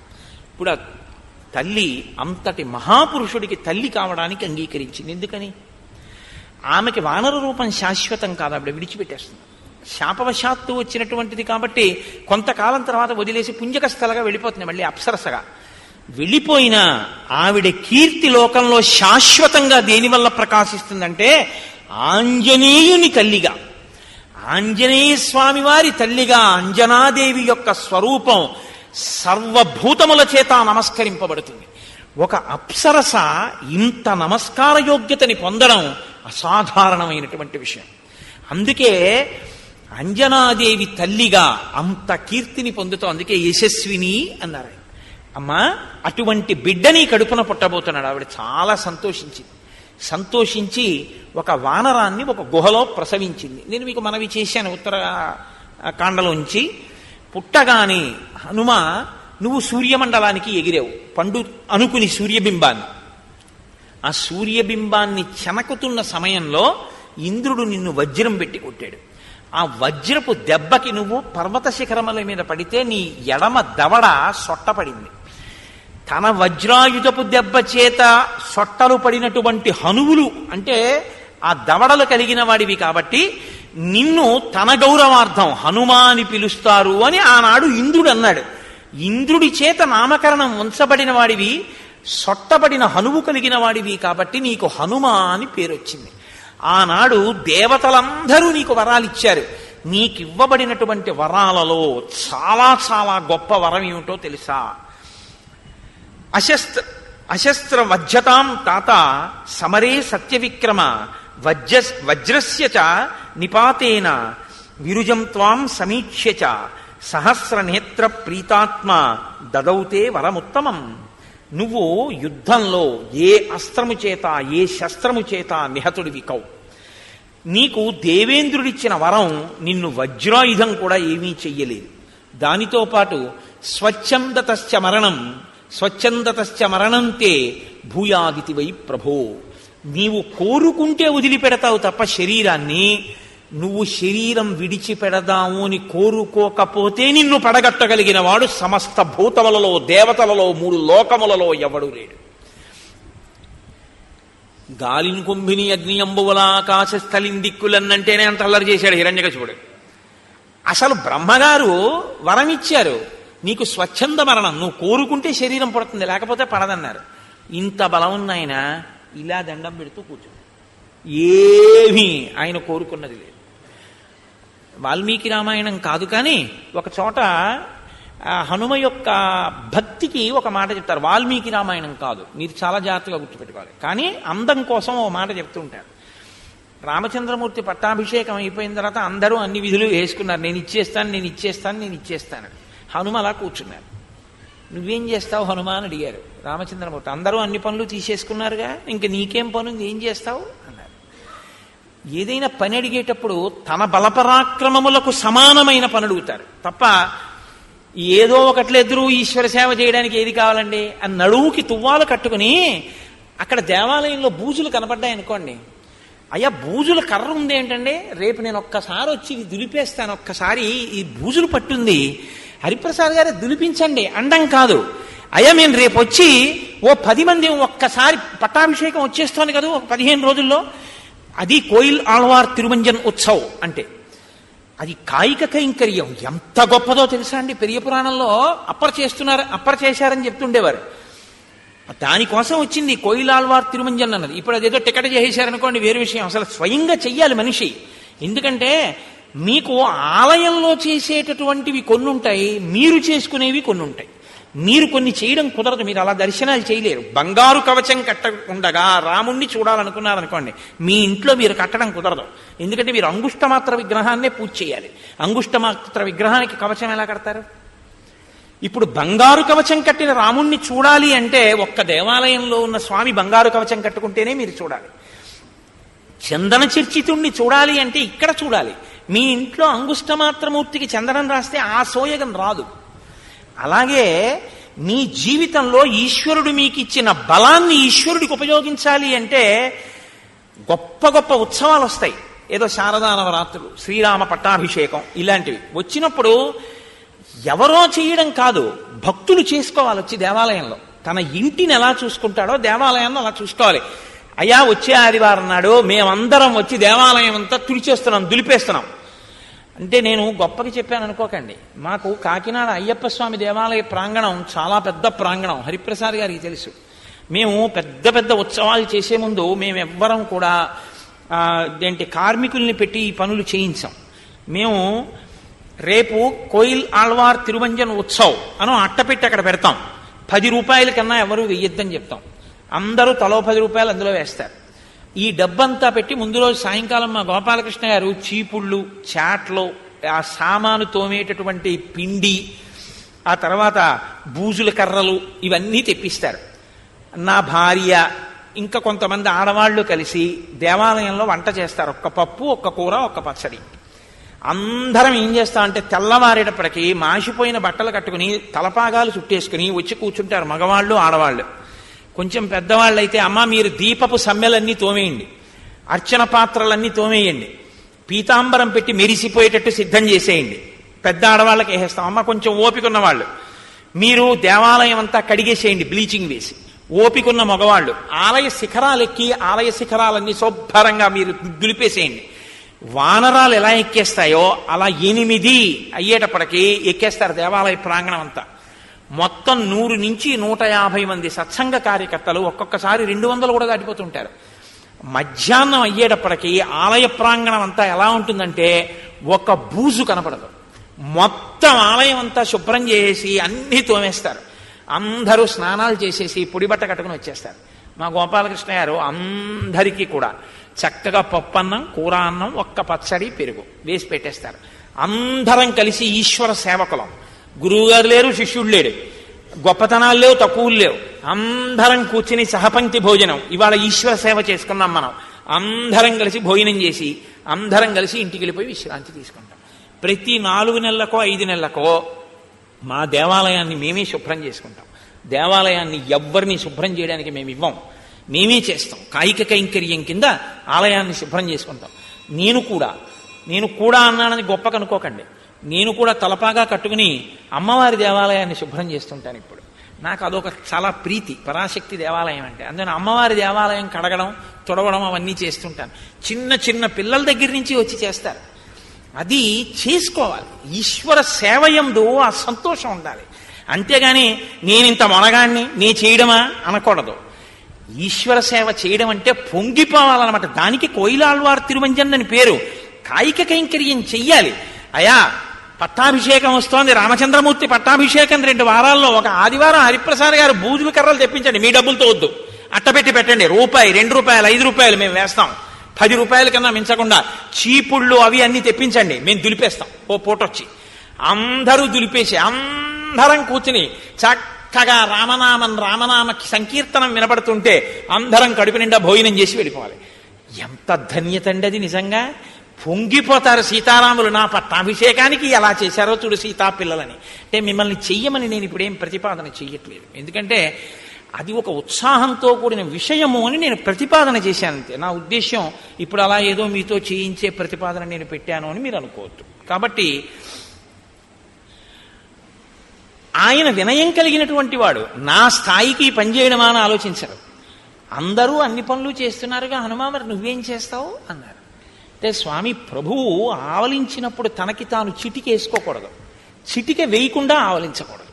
కాబట్టి మీరు ఆవలిస్తే చిటికేస్తానన్నారు. ఆవలింత ఎప్పుడు వస్తుంది? నిద్రపోయే ముందు వస్తుంది. కాబట్టి నువ్వు నిద్రపోయే వరకు నీ కాళ్ళ దగ్గర ఉంటాను. మిగిలిన వాళ్ళు ఏం చేస్తారు? బయట పని చేసుకుని వెళ్ళిపోతారు. నీవు ఎప్పుడు ఆవలిస్తావో. కాబట్టి అన్నం తింటున్నా, పడుకున్నా నేను ఆ పక్కనే కూర్చుంటాను. ఇంకా మా తల్లి జనకాత్మజ బొత్తిగా హనుమా ఇంకా కూర్చుంటే ఎలాగా? స్వామితో కలిసి ఏకాంత శయనంలో నేను ఉండాలి కదా అంటే వెళ్ళాలంతే. అప్పటి వరకు నీ పక్కనే కూర్చుంటా. ఏమో ఎప్పుడు ఆవలించి వస్తుందో చిటికేస్తాను. కాబట్టి ఇప్పుడు ఆయన స్థాయి చూసుకున్నారా? రామచంద్రమూర్తి దగ్గరికి చేరడానికి అది పనికొచ్చింది బాగా. స్థాయి చూసుకుని ఈశ్వర సేవ చేయకూడదు. నేనంత ఉద్యోగస్తుండండి, నీ మోహం. ఈశ్వరుడు ఇస్తే వచ్చింది అది. నేను ఇంత పండితుండండి, ఈశ్వరుడు పలికిస్తే పలికావు. నేను ఇంత ఐశ్వర్యవంతుండండి, ఈశ్వరుడు ఇస్తే అనుభవిస్తున్నావు. ఏమిటవన్నీ ఈశ్వరుడు ఇచ్చిన విభూతులు. ఇన్ని ఉండి స్వామి నేను నీ కింకరుణ్ణి, ఏది బూజుల కర్ర పట్టుకుని ఆలయాన్ని దులుపు.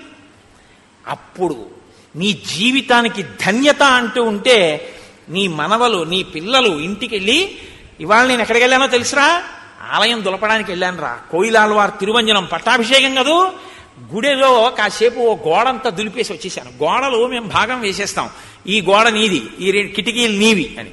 ముక్కులకి గుడ్డలు కట్టేసుకుని మా వాళ్ళు చిన్న చిన్న బ్రష్లు కూడా పెట్టుకుని దులిపేసి, పీతాంబరాలు పట్టుకుని పైకెక్కేసి, కలశలు తోమేసి, వాటర్ జెట్స్ పెట్టి కొట్టేసి, ఈ కుర్రాళ్ళందరూ పైకెక్కేసి కడిగేసి, పెంకుల మీద కూడా పక్షి రెట్ట కూడా ఉండనివ్వరు.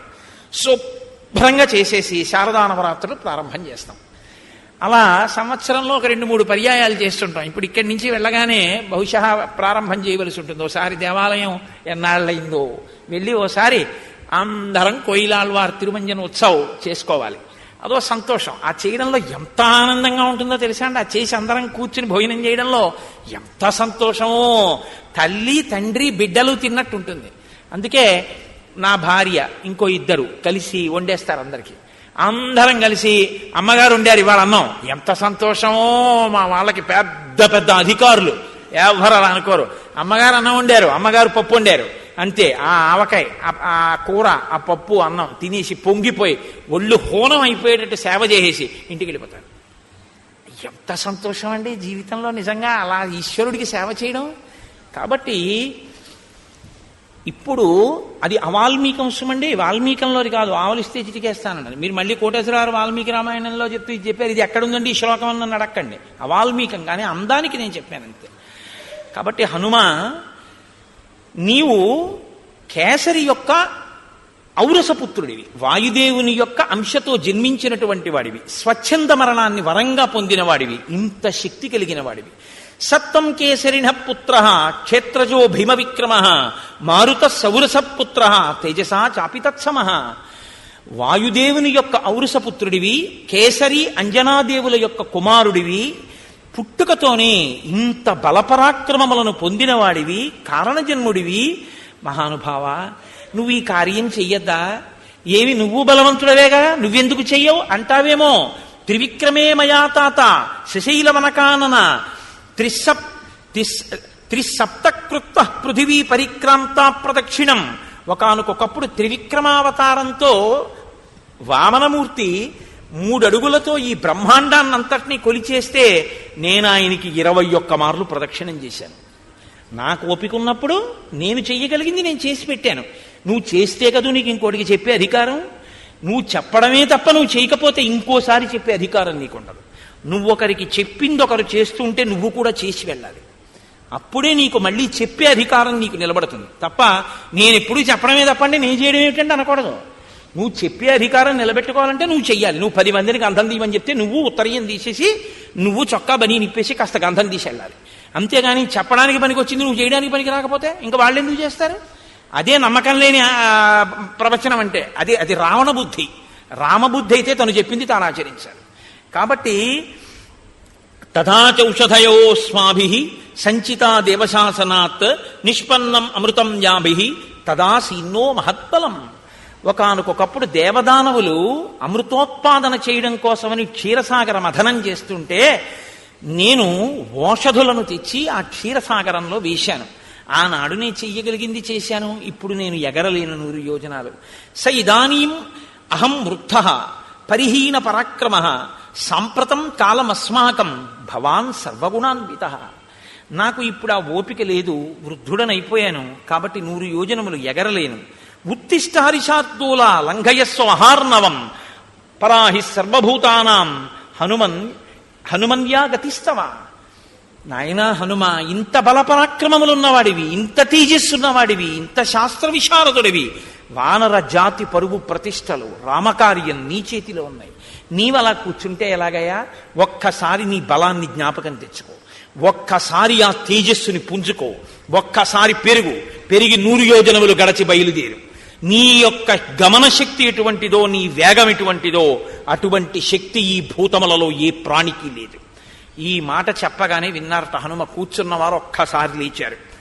సంస్తూయమానో హనుమాన్ వ్యవర్ధత మహాబల సమావిద్య చలాంగూలం హర్షాచ్ఛబలమీ యువాన్. ఒక్కసారి అపారమైన సంతోషాన్ని పొందారట.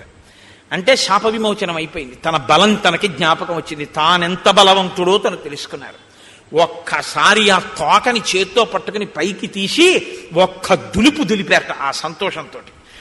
తస్య సంస్తూయమానస్య వృద్ధైర్వానరపుంగవై తేజసాపూర్యమాణస్య రూపమాసీదనుత్తమం. ఆ వృద్ధులైనటువంటి వానర పుంగవులు చేసినటువంటి స్తుతి చేత శాప విమోచనాన్ని పొందినటువంటి హనుమ తన బలపరాక్రమములు తాను తెలుసుకుని అపురూపమైనటువంటి రూపాన్ని పొందారు. ఇత పూర్వం వానరులు ఎవ్వరూ ఎప్పుడూ హనుమని ఎలా చూడలేదో అలాంటి స్వరూపాన్ని పొందారు. అంటే ఆయన ఆనందాన్ని పొంది తన బలం తన శక్తి తనకి తెలుస్తున్న కొద్దీ తను పెరిగిపోతున్నారు. అంతంత పెరిగిపోయి ఇప్పటి వరకు ఇలా చూసిన వాళ్ళు ఇలా ఇలా ఇలా ఇలా చూసేటట్టు పెరిగిపోతున్నారు. పర్వతకాయుడై అంతెత్తు పెరిగిపోయి యదా విజృంభతే సింహో విరుద్ధో గిరిగహ్వరే మారుత శౌరస పుత్ర తథా సంప్రతి జృంభతే. ఏమి మాటలు వేసేస్తారండి మహర్షి. గుహలో లేచినటువంటి సింహం తెరచి ఉంచినటువంటి గుహలోంచి బయటికి వచ్చేటప్పుడు ఎలా ఉంటుందో అలా ఉన్నారట స్వామి. గుహ మూసి ఉందనుకోండి, లోపల సింహం ఎలా లేచి బయటకు వస్తుందో మీకేం కనపడదు. గుహ తెరిచి ఉంటేనే మీకు కనపడుతుంది కదండి. సింహం కుక్క లేచి పరిగెత్తినట్టు పరిగెత్తదు. కుక్క లేచింది అనుకోండి, లేచిందే తడవ అలా పరిగెత్తుకుపోతుంది. ఓ పిల్లి లేచింది అనుకోండి, పడుకున్నది లేచి అలా పరిగెత్తుకుపోతుంది. ఓ ఆవు లేచింది అనుకోండి, పడుకున్నది లేచి మామూలుగా నిలబడుతుంది. సింహం లేస్తే అలా ఉండదు. సింహం పడుకున్నటువంటి సింహం కానీ ఒక్కసారి ఇలా తల పక్కకి పెట్టి పడుకుంటుంది. ఇలాగ పడుకున్నటువంటి సింహం నిద్ర లేవాలనుకుందనుకోండి, ఒకసారి కళ్ళు 2 బాగా తెరిచి ఇలా అని ఒక్కసారి గుహంత కలయ చూసి లేచి నిలబడి ఒక్కసారి ముందు 2 కాళ్ళ మీద ముందుకి సాగి ఒళ్ళు పూర్తిగా సాగతీసి ఒళ్ళు ఒక్కసారి ఆ నడుము ఆడించి తోక దులిపి నాలుక పైకి తీసి పెదవులు 2 నాక్కుని జూలు విదల్చి నోరు తెరిచి ఒక్క గర్జన చేసి అడుగు తీసి అడుగు వేస్తూ బయటికి వస్తూ ఉంటే ఇంకా ఎదురుగుండా ఏ మృగం ఉండడానికి వీల్లేదు. అలా ఉంటుంది దాని టీవీ, దాని నడక. ఆ సింహం ఎలా బయటికి వస్తుందో గుహలో లేచి, అలా హనుమ కూడా ఒక్కసారి అటువంటి స్థితిని పొందారు. అంటే అలా లేచి ఆ ప్రతి కదలిక, ప్రతి పుంజుకోవడం, ఆ తోక జాడించడం, ఆ పైకి పెరుగుతుండడం, అది అపూర్వంగా ఇంతమంది వానరులు మన హనుమే అని ఆశ్చర్యపోతూ చూస్తూ అందరి చేతులు ఇలా కలుసుకున్నాయి. అంత గొప్ప స్వరూపాన్ని పొందుతున్నారు. ఆ ముఖం వంక చూశారట. అశోభత ముఖం తస్య జృంభమాణస్య ధీమతః అంబరీషమివాదీప్తం విధూమయివ పావకః. ఎర్రగా కాలిపోయిందనుకోండి పెనం, ఎలా ఉంటుందో అలా కాలిపోయిన ఎర్రటి ముఖంలా ఉన్నదట ఆయన యొక్క ముఖ తేజస్సు. పొగ లేకుండా ప్రకాశిస్తున్నటువంటి అగ్ని జ్వాల చాలా గొప్పగా ఉంటుంది. పొగ ఉన్నటువంటి అగ్ని జ్వాలకు అందం ఉండదు.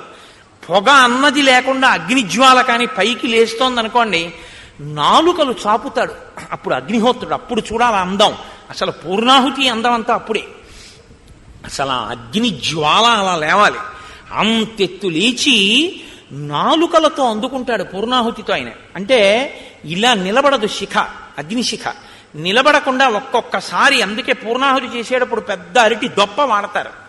అది చూడండి, ప్రాణి బాగా పొడుగ్గా నాలుక ఉన్నటువంటి ప్రాణులు ఏం చేస్తాయంటే అంత దూరంలో ఉన్నదాన్ని చటుక్కని నాలుక చాపి పట్టుకుంటాయి. అలా పూర్ణాహుతి దగ్గరికి వచ్చేటప్పటికి ఆయనే నాలుకలు చాపుతాడు. కాబట్టి ఇలా ఉన్న అగ్నిశిఖ ఇలా ఇలా ఊగుతుంది. ఊగి నాలుకలు చాపి పుచ్చుకుంటున్నాడా ఆ ఆజ్యధారని అన్నట్టుంటాడు. అలా పొగ లేకుండా పెరిగినటువంటి తేజస్సు ఎలా ఉంటుందో అలా ఉన్నట్టంటే అలా నిలబడి దీపపు ఒత్తి కాలినట్టు కాలడం కాదు, నాలుకలు కదుపుతూ అటు ఇటు ఊగుతున్న అగ్ని శిఖ ఎలా ఉంటుందో అలా ఊగుతోంది. అంటే ఇలా ఇలా శిరకంపనం చేసి ఇలా చూస్తూ ఇలా పెరిగిపోతున్నారు ఆయన.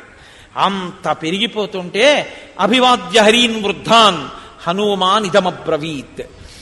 అక్కడ ఉన్నటువంటి ఆ వానరులందరికీ, వానరుల యొక్క పెద్దలకి ఇంత పెరిగిన వారు నమస్కారం చేశారు. ఇది ఆయన వినయం. ఒక్క నమస్కారం చేసి అక్కడ ఉన్న పెద్దలందరికీ తను చెప్తున్నారు. అరుజత్ పర్వతాగ్రాణి హుతాశన సఖోనిలః బలవాన్ అప్రమేయశ్చ వాయురాకాశగోచర తస్యాహం శీఘ్రవేగస్య శీఘ్రగస్య మహాత్మనః మారుతస్యౌరస పుత్రః ప్లవనే నాస్తిమత్సమః ఉత్సహేయం హి విస్తీర్ణం ఆలిఖంతమివాంబరం మేరుం గిరిమసంగేన పరిగంతుం సహస్రశః బాహువేగ ప్రణున్నేన సాగరేణాహముత్సహే సమాప్లావయితుం లోకం సపర్వత నదీ హ్రదం మమోరుజంఘవేగేన భవిష్యతి సముద్ధితః సముద్ధిత మహాగ్రాహః సముద్రో వరుణాలయః పన్నగాశన ఆకాశే పతంతం పక్షిసేవిత వైనతేయమహం శక్తః పరిగంతుం సహస్రశః ఉదయాత్ ప్రస్థితం వాపి జ్వలంతం రశ్మిమాలినం అనంతమితమాదిత్యం అభిగంతుం సముత్సహే తతో భూమిం అసంస్పృశ్య పునరాగంతుముత్సహే ప్రవేగేనైవ మహత భీమేన ప్లవగర్షభాః పర్వతాంశ్చూర్ణయిష్యామి ప్లవమాన ప్లవంగమాః హరిష్యాం యూరువేగేన ప్లవమానో మహార్ణవం లతానాం వివిధం పుష్పం పాదపానాం చ సర్వశః అనుయాస్యంతి మామద్య ప్లవమానం విహాయస భవిష్యతి హిమే పంథాః స్వాతేః పంథా ఇవాంబరే అహం ద్రక్ష్యామి వైదేహీం ప్రమోదధ్వం ప్లవంగమాః. ఆయన ప్రతిజ్ఞ చేస్తున్నారు. ఆ వానరులందరి వంక చూసి, నేను నా యొక్క బలం ఎటువంటిదో మీకందరికీ చెప్తున్నాను వినండి. ఇది గొప్పకి చెప్తున్నది కాదు. నా బలం ఎటువంటిదో, నా తేజస్సు ఎటువంటిదో మీరు తెలుసుకుంటే నీకు నేను సీతమ్మ తల్లి దర్శనం చేసి వస్తాను, మీ ప్రాణముల గురించి మీకు భయం లేదన్న విషయం తెలుస్తుంది. నేను ఈ పర్వతముల యొక్క శిఖరములన్నిటినీ కూడా నా వక్షస్థలంతో కొట్టి చూర్ణం చేసేయగలను. అపారమైనటువంటి తేజస్సుతో ఆకాశాన్ని చుంబిస్తోందా అన్నట్టుగా పెరిగినటువంటి మేరు పర్వతానికి ఆగకుండా అపార వేగంతో కొన్ని వేల మార్లు ప్రదక్షిణం చెయ్యగలను. ఆకాశంలో అపారమైన వేగంతో వచ్చినటువంటి వైనుతేయుడైన గరుత్మంతుడు సముద్రంలో ఉన్న పాములను అపహరించి తీసుకుని వెళ్ళిపోతుండగా ఆ గరుత్మంతుడికి కొన్ని వేల పర్యాయములు ప్రదక్షిణం చెయ్యగలను.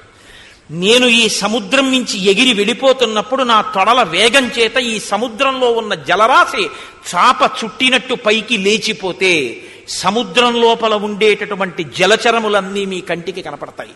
అంత వేగంతో ఈ సముద్రాన్ని చాప చుట్టగలను. ఈ భూమండలం మీద నదులన్నిటినీ సముద్రంలో కలిపి సముద్ర జలాల్ని నదీ జలాల్ని కలిపి తీసుకొచ్చి భూమి మీద పోసి ఈ భూమిని సముద్రంలో కలిపేయగలను. ఎన్ని పర్వతాలున్నాయో అన్ని పర్వతాల మీదకెక్కి నేను ఆనంద తాండవం చేసి వాటిని పిండి ముద్దలుగా చేసి భూమితో సమానంగా చూర్ణం చేసేయగలను. నేను ఈ సముద్రం మీద ఎగురుతున్నప్పుడు సముద్రాన్నంతటినీ కూడా అల్లకల్లోలం చేయగలను. సూర్యోదయం అవుతుండగా సూర్యుడితో పాటుగా బయలుదేరి సూర్యుడి కన్నా వేగంగా పశ్చిమాద్రికి చేరుకుని కిందకి దిగి భూమి మీద కాలు పెట్టకుండా మళ్లీ వెనక్కి వేగంగా వచ్చి సూర్యుడు ఆకాశ మధ్యంలోకి వచ్చేటప్పటికి సూర్యుడిని కలిసి మళ్లీ సూర్యుడు పశ్చిమాద్రికి వెళ్లే లోపల తిరిగి తూర్పు దిక్కున కిందకి దిగగలను. అంతటి వేగం ఉన్నవాణ్ణి. వాయుదేవుడు ఎంత వేగమున్నవాడో, గరుత్మంతుడు ఎంత వేగమున్నవాడో, వారితో సమానమైనటువంటి వేగము, లాఘవము, గమనశక్తి, దూకగలిగినటువంటి శక్తి కలిగినటువంటి వాణ్ణి. నేను ఇక్కడ నుంచి బయలుదేరి సముద్రం మీదుగా ఎగిరి వెళ్ళిపోతుంటే కొన్ని వేల సంవత్సరముల నుంచి ఈ పర్వతాల మీద పెరిగినటువంటి కూకటి వేళ్లతో ఉన్నటువంటి చెట్లని పెకల్చి నా తొడల వేగానికి నాతో పాటు సముద్రం మీదుగా తీసుకుని పోయి విడిచిపెట్టగలను. నాతో పాటు తీగలు, లతలు, పువ్వులు, చెట్లు ఎగిరి వచ్చేస్తాయి. ఏకకాలమునందు కొన్ని వేల మందిని మర్దించగలను. నేను అదృశ్యమై పైన ఆకాశంలో వెళ్ళిపోతుంటే కింద నిలబడి సమస్త ప్రాణులు నా యొక్క గమన శక్తిని చూడగలవు. నేను ఇది గొప్పకి చెప్పడం కాదు, నేను వెడుతుండగా సమస్త భూతములు చూస్తాయి నా యొక్క గమనాన్ని.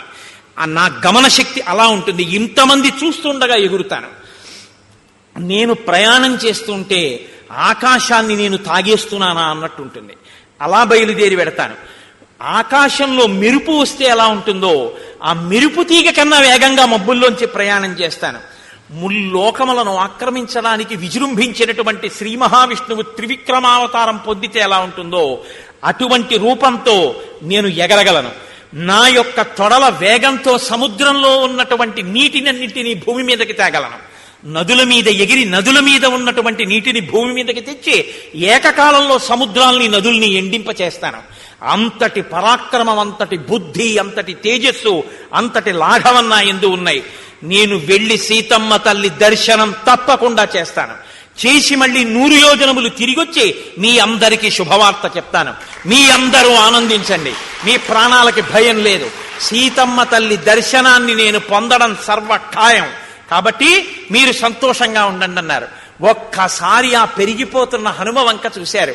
ఇక్కడ నుంచి నేను బయలుదేరితే నేను పైకి ఎగరడానికి భూమిని నా పాదములతో దట్టించి పైకి లేస్తే నా పాదముల యొక్క తాకిడికి ఈ భూమి తట్టుకోలేక పాతాళంలోకి కుంగిపోతుంది. అందుకని భూమిని కుంగించలేక ఇక్కడ ఉన్న మహేంద్రగిరి పర్వత శిఖరముల మీద నిలబడి బయలుదేరుతాను అని స్వామి మహేంద్రగిరి పర్వత శిఖరముల మీద నిలబడ్డారు. ఆ నిలబడినప్పుడు కింద నిలబడి ఇంతమంది వానరులు చేతులు జోడించి నమస్కరిస్తున్నారు. ఏమి తేజోమూర్తి, ఏమి పరాక్రమశాలి, ఇంతకాలం మనతో ఏమి చేతకాని వాళ్లే ఉన్నాడు అని ఆ వానరులందరూ అంటున్నారు. వీరా కేసరిణ పుత్ర హనుమన్ మారుతాత్మజ జ్ఞాతీనాం విపుల శోక తయా తాత వినాశిత తవ కళ్యాణ రుచయ కపిముఖ్యా సమాగతా మంగళం కార్యసిద్ధ్యర్థం కరిష్యంతి సమాహితా. రామాలయంలో నీరాజనం ఇమ్మనండి. ఋషీణాంచ ప్రసాదేన కపివృద్ధమతేన చ గురూణాంచ ప్రసాదేన ప్లవస్యత్వం మహార్ణవం. హనుమకి కూడా కాస్త విశేషంగా ఇమ్మనండి, కర్పూరం ఎక్కువ వేసి ఇమ్మనండి. కాబట్టి ఓ వీరా కేసరిపుత్ర, నీ యొక్క ఆ ప్రయత్నాన్ని చూస్తే మేమందరం ఎంతో సంతోషిస్తున్నాం. నీకు కళ్యాణము ఘటించుగాక, మంగళము జరుగుగాక, నీవు సీతాదర్శనము చేసి వచ్చి వానరజాతి యొక్క పరువు ప్రతిష్టలను నిలబెట్టదవుగాక, రామకార్యమునందు మనము సార్థక్యము పొందెదముగాక. కాబట్టి ఋషుల యొక్క అనుగ్రహంతో, పెద్దల యొక్క అనుగ్రహంతో ఏ ప్రతిబంధకం లేకుండా ఆకాశ మార్గంలో నీ ప్రయాణం జరిగి నువ్వు లంకాపట్టణం చేరి సీతమ్మ తల్లిని చూసెదవుగాక అంటుండగా స్వామి మహేంద్రగిరి పర్వత శిఖరముల మీద ఒక్కసారి అట్నుంచి ఇటు తిరిగి జూలు విదిలిస్తే ఆయన యొక్క కదలికలకి, ఆయన యొక్క నడకకి పర్వతాల యొక్క శిఖరాలు కదిలిపోతే విద్యాధరులందరూ లేచి విడిపోయారట. ఋషులందరూ ఒక్కసారి కదిలిపోయారట. సింహాలు, పెద్ద పులులు, మృగాలు అన్నీ కూడా లేచి భీతితో పరిగెత్తేట. కలుగులలో ఉన్నటువంటి పాములు ఆయన పాద తాకిడికి కలుగులు మూసుకుపోతే అకస్మాత్తుగా కలుగులు మూసుకుపోతున్నాయని ఆ పాములు గభాలన బయటికి వచ్చేటప్పటికి సగంలో నొక్కేస్తే పర్వతం మీద పతాకాలు నిలబడ్డాయా అన్నట్టుగా విషాన్ని కక్కుతూ ఇలా నిలువుగా నిలబడ్డాయట పాములు. అటువంటి స్థితిలో ఆ మహేంద్రగిరి పర్వత శిఖరముల మీద నిలబడినటువంటి స్వామి హనుమ సవేగవాన్ వేగ సమాహితాత్మ హరిప్రవీర పరవీరహంత మనస్సమాధాయ మహానుభావో జగామలంకాం మనసా మనస్వి. ఆయన ఇంకా శరీరంతో మహేంద్రగిరి పర్వత శిఖరముల మీద ఉన్నారు, కానీ ఎప్పుడెప్పుడు లంకాపట్టణానికి వెడతానా అన్న మానసికమైన ఉత్సాహము చేత ఆయన 100 యోజనములు దాటి మనసా లంకలో ప్రవేశించినారు అని ఆయన మనోజవం, ఆయన మనసుకున్న బలంతో ఆయన ఇంకా శారీరకంగా వెళ్ళాలి, మనసుతో లంక చేరిపోయారు. అంతటి గొప్ప తేజోమూర్తి హనుమ అని హనుమ శాప విమోచనంతో పరమ మంగళప్రదమైన వార్తతో కిష్కింధకాండని పూర్తి చేస్తారు. కిష్కింధకాండ పూర్తి చేసినప్పుడు ఈ శ్లోకాన్ని హనుమ గురించి విన్న వాళ్ళకి ఇదే లభిస్తుంది అని శాస్త్రవాక్కు. ఏది ఆయన పొందారు? సవేగవాన్ వేగ సమాహితాత్మ హరిప్రవీర పరవీరహంత మనస్సమాధాయ మహానుభావో జగామలంకాం మనసా మనస్వి. ఒక్కొక్కడికి చూడండి శరీరంలో మంచి బలం ఉంటుంది, కానీ ఒరే ఈ పని చేద్దాం రా అన్నారనుకోండి, అబ్బో చేయగలమండి, కాలు జారిపోతే అంటాడు. అంటే మనసు బలహీనం.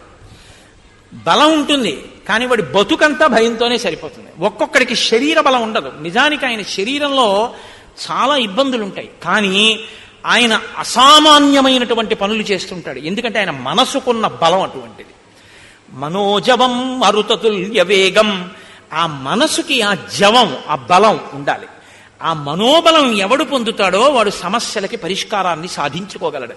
కిష్కింధకాండ చివరలో మహర్షి మనసుతో చేరిపోయినటువంటి హనుమ యొక్క వైభవాన్ని కీర్తిస్తూ కిష్కింధకాండని పరిసమాప్తం చేశారు. రేపటి నుంచి సుందరకాండ ప్రారంభమవుతుంది. సుందరకాండ అద్భుతమైనటువంటి కాండ, ఉపాసన కాండ. అసలు స్వామి మహేంద్రగిరి పర్వత శిఖరముల మీద నించుని ఇక అక్కడి నుంచి బయలుదేరడానికి మొదలు పెట్టినటువంటి శ్లోకంలో రావణ అన్న చోట వా బీజాక్షరంతో మొదలు అత్యద్భుతమైనటువంటి కాండ సుందరకాండ. సుందరకాండే రేపు స్వామి బయలుదేరి ఆకాశ మార్గంలో బయలుదేరడాన్ని చూపిస్తారు మహర్షి. రేపటి నుంచి సుందరకాండని సమయాన్ని సక్రమంగా వినియోగించుకోవడం కోసం 6:30కి ప్రవచన ప్రారంభమైపోతుంది. అంటే ప్రవచనానికి ముందు చేసేటటువంటి ప్రార్థనా శ్లోకాలు కూడా 6:30కి ముందు అయిపోతాయి. అంటే గురువందనమవి 6:20కే ప్రారంభింపబడతాయి. అంటే ఎట్టి పరిస్థితుల్లో సుందరకాండ జరిగిన 7 రోజులు ఈశ్వరానుగ్రహంతో 6:31 కూడా కాకుండా జాగ్రత్త పడే ప్రయత్నం చేద్దాం. ఎందుకంటే సుందరకాండ మహాసముద్రం. అది ఎంత చెప్పుకుంటామో అంతగా మనకి సీతారామ లక్ష్మణ హనుమల యొక్క అనుగ్రహం పరిపూర్ణంగా లభిస్తుంది.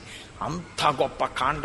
కాబట్టి రేపటి నుంచి అందరూ చక్కగా సమయానికి వచ్చి ఒక్క శ్లోకం కూడా విడిచిపెట్టుకోకుండా, అంటే నేను చెప్పానన్న అహంకారంతో చెప్పట్లేదు, చక్కగా మీకు భక్తి కలిగిన వారు కాబట్టి చెప్తున్నాను, సుందరకాండని పరిపూర్ణంగా విని మనందరం ధరిద్దాం. అలా చెప్పగలిగినటువంటి శక్తిని నాకు రామచంద్రమూర్తి కటాక్షించుగాక అని రామచంద్రమూర్తి పాదములు పట్టి ప్రార్థన చేస్తూ, అందున ఈ 7 రోజులు సుందరకాండ జరిగేటప్పుడు చాలా గొప్ప గొప్ప విశేష కార్యక్రమాలు జరుగుతాయి. హనుమ సింధూరము చేత అర్చింపబడతారు, గణపతి సింధూరము చేత అర్చింపబడతారు. రేపటి రోజున చాలా అపురూపమైనటువంటి పూజ. స్వామికి గరికతో, వినాయకుడికి ఎర్రటి పువ్వులతో పూజ చెయ్యమని ఆయన్ని, ఎర్ర పూలతో సింధూరంతో పూజ చెయ్యాలి. ఈ మూడింటితోటి విశేష ద్రవ్యాలతో హనుమకి సహస్రనామార్చన జరుగుతుంది. 108 కొబ్బరికాయలు కొడతారు, 16 కొబ్బరికాయలు నిలబడి కొడతారు. వినాయకుడి దగ్గర కార్యసిద్ధికి ఎప్పుడూ కూడా నిలబడి కొబ్బరికాయ కొట్టండి అని శాస్త్రం. కాబట్టి నిలబడి 16 కాయలు కొడతారు. అది చాలా గొప్పగా ఉంటుంది ఆ పూజ. రేపు మీ అందరూ కూడా చక్కగా ఆ పూజని కూడా చూసి విఘ్నేశ్వరుడి యొక్క అనుగ్రహాన్ని పొందవచ్చు. రేపు 8 గంటలకి ఒక ప్రత్యేక ప్రసంగం చేస్తాను. మనం ప్రతి వాళ్ళకి నోటికొచ్చి ఉండాలి ఒక శ్లోకం ఒకటి. అది రాకుండా అసలు ఎవ్వరు ఉండకూడదు. సుముఖశ్చైకదంతశ్చ కపిలో గజకర్ణకః లంబోదరశ్చ వికటో విఘ్నరాజో గణాధిప ధూమకేతుర్గణాధ్యక్ష పాలచంద్రో గజాననః వక్రతుండ శూర్పకర్ణో హేరంబ స్కందపూర్వజ షోడశైతాని నామాని ఎప్పటే చుణియాదపి విద్యారంభే వివాహే చ ప్రవేశే నిర్గమేస్తథా సంగ్రామే సర్వకార్యేషు విఘ్నస్తస్య నజాయతే. 16 నామాలతో పిలిచారు వినాయకుడిని. ఎందుకు ఆ 16 నామాలతో పిలవవలసి వచ్చింది, దానికి ఎందుకంత గొప్ప విషయాన్ని ప్రతిపాదన చేశారు? నేను ఆ 16 నామాల గురించి మీకు కనీసం అందులో కొన్ని నామాల గురించి అయినా 16 ఒకవేళ నేను పూర్తి చేయలేకపోతే చెప్తే వినాయకుని యొక్క పరిపూర్ణమైన అనుగ్రహం లభిస్తుంది. వినాయకుని యొక్క అనుగ్రహం లభిస్తే కార్యానికి అడ్డుపడినటువంటి విఘ్నం తొలగిపోతుంది, కార్యహాని జరగదు, సంకల్పాలు నెరవేరుతాయి. కాబట్టి రేపు ఉదయం 8 గంటలకి వినాయక తత్వం మీద ఒక ప్రత్యేక ప్రసంగం చేస్తాను. కాబట్టి మీలో అవకాశం ఉన్నవారు చక్కగా 8 గంటలకు వచ్చి ఆ ప్రసంగాన్ని వినండి. ప్రసంగం అయిపోయిన తర్వాత వినాయకుడికి విశేషార్చన ఉంటుంది. చక్కగా ఆ అర్చనలో పాల్గొనండి. మనందరం రోజు రామనామం చెప్తున్నాం, కానీ ఇవాళ ప్రత్యేకించి రామనామాన్ని విడిచిపెట్టవద్దు. ఎందుకంటే కిష్కింధకాండ పూర్తి చేసి స్వామి హనుమకి శాప విమోచనం జరిగి సంతోషంగా ఉన్నారు కనుక రామనామం యొక్క కీర్తన ఎంతో ఆనందదాయకం అవుతుంది. కాబట్టి ఇవాళ నైమిత్తిక తిథి, చాలా గొప్ప తిథి, నృసింహ జయంతి కనుక మీతో నేను ప్రతిపాదన చేసినట్టుగా 11 మార్లు ఇది చెప్పిన తరువాత మనం విష్ణు సహస్రనామ స్తోత్రాన్ని, లక్ష్మీ అష్టోత్తరాన్ని పఠించి ప్రసాదం స్వీకరించి చందన చర్చితుడైనటువంటి స్వామి దర్శనం చేసుకుని తరించి వెడదాం. ఆయన చల్లబడతాడు. ఇవాళ చందనం తగిలితే చల్లబడిన మూర్తిని చూస్తే మన మనసులు చల్లబడతాయి. అంటే మన కోరికలు తీరుతాయి అని. ఏవి మన కోరికలు తీరితే మంచిదో ఈశ్వరుడు తీరుస్తాడు తప్ప నేను అమెరికా అధ్యక్షుడిని అయిపోవాలని చూశానండి అవలేదేమని నన్ను అడగద్దు. తెలిసిందా?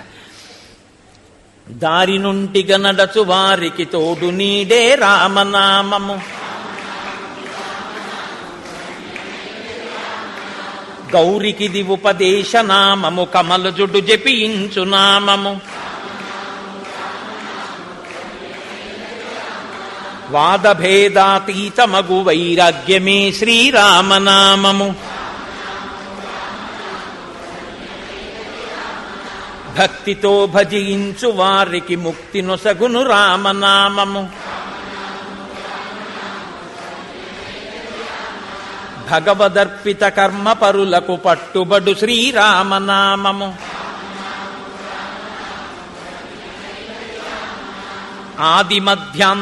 ఆదిమధ్యాంతాదిరహిత యనాది సిద్ధము రామనామము, సకల జీవులలోన వెలిగే సాక్షిభూతము రామనామము,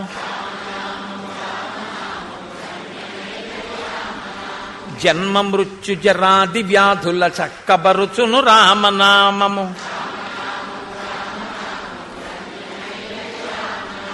ద్వేష రాగ లోభ మోహములను త్రించునది శ్రీరామనామము,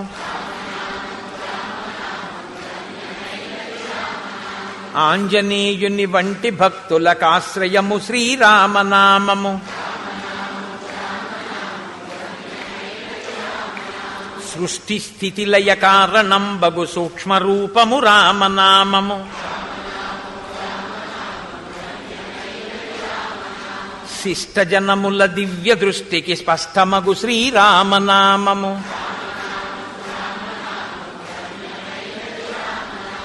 సాంఖ్యమిరిగెడి తత్వ విధులకు సాధనము శ్రీరామనామము.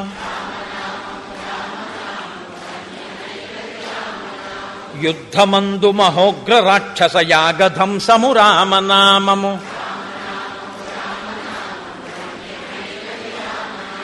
రాకడయు పోకడయు లేనిది రమ్యమైనది రామనామము.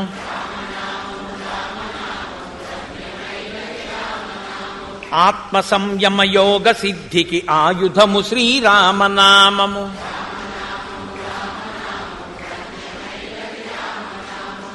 మీ అందరి దగ్గర విష్ణు సహస్రనామ స్తోత్రం పుస్తకాలు ఉన్నాయి. కానీ ఒకటి గమనించండి, విష్ణు సహస్రనామ స్తోత్రాన్ని ఇన్ని మార్లు పారాయణ చేస్తాను అని సంకల్పం చేస్తే పూర్వోత్తర పీఠికలు చదవాలి తప్పకుండా.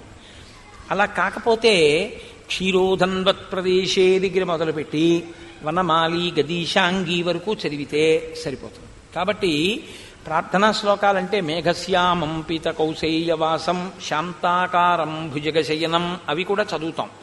కాబట్టి మీరు ఆ ఒరవడిలో చదవండి. నేను చదువుతుంటాను, నాతో కలిపి చదివేయచ్చు. మీ అందరికీ విష్ణు సహస్రం వచ్చిందే కాబట్టి అది నేనని మీరు అనక్కర్లేదు. కానీ ఇది శృంగగిరి పీఠం. శృంగగిరి పీఠానికి దీనికి అభేదం.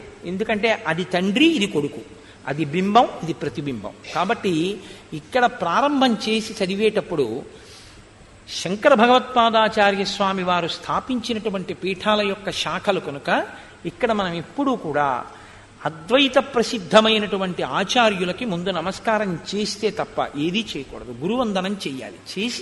కాబట్టి నేను మీతో మనవి చేశాను, సదాశివ సమారంభాం శంకరాచార్య మధ్యమాం అస్మదాచార్య పర్యంతాం వందే గురు పరంపరాం. ముందు 2 శ్లోకాలు నేను చెప్తాను, మీరు అనండి. అన్న తర్వాత మనం విష్ణు సహస్రాన్ని ప్రారంభం చేద్దాం. కాబట్టి ఇప్పుడు అనండి.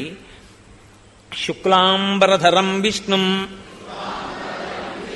శశివర్ణం చతుర్భుజం ప్రసన్నవదనం ధ్యాయేత్ సర్వవిఘ్నోపశాంతయేత్. సదాశివ సమారంభాం శంకరాచార్య మధ్యమాం అస్మదాచార్య పర్యంతాం వందే గురు పరంపరాం.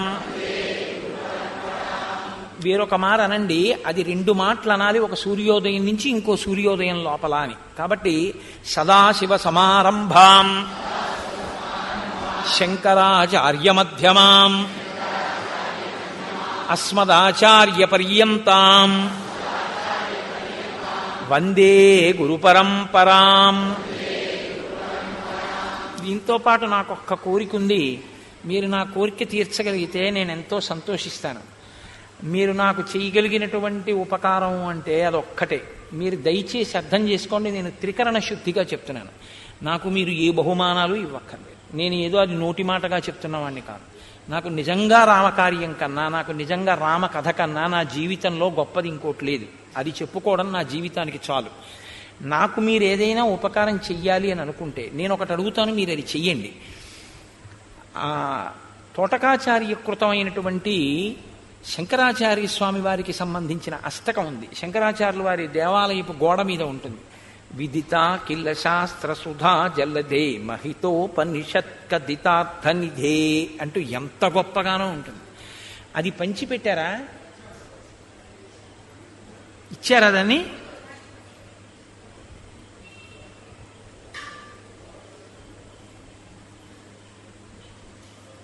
ఇంకా తయారవుతోంది.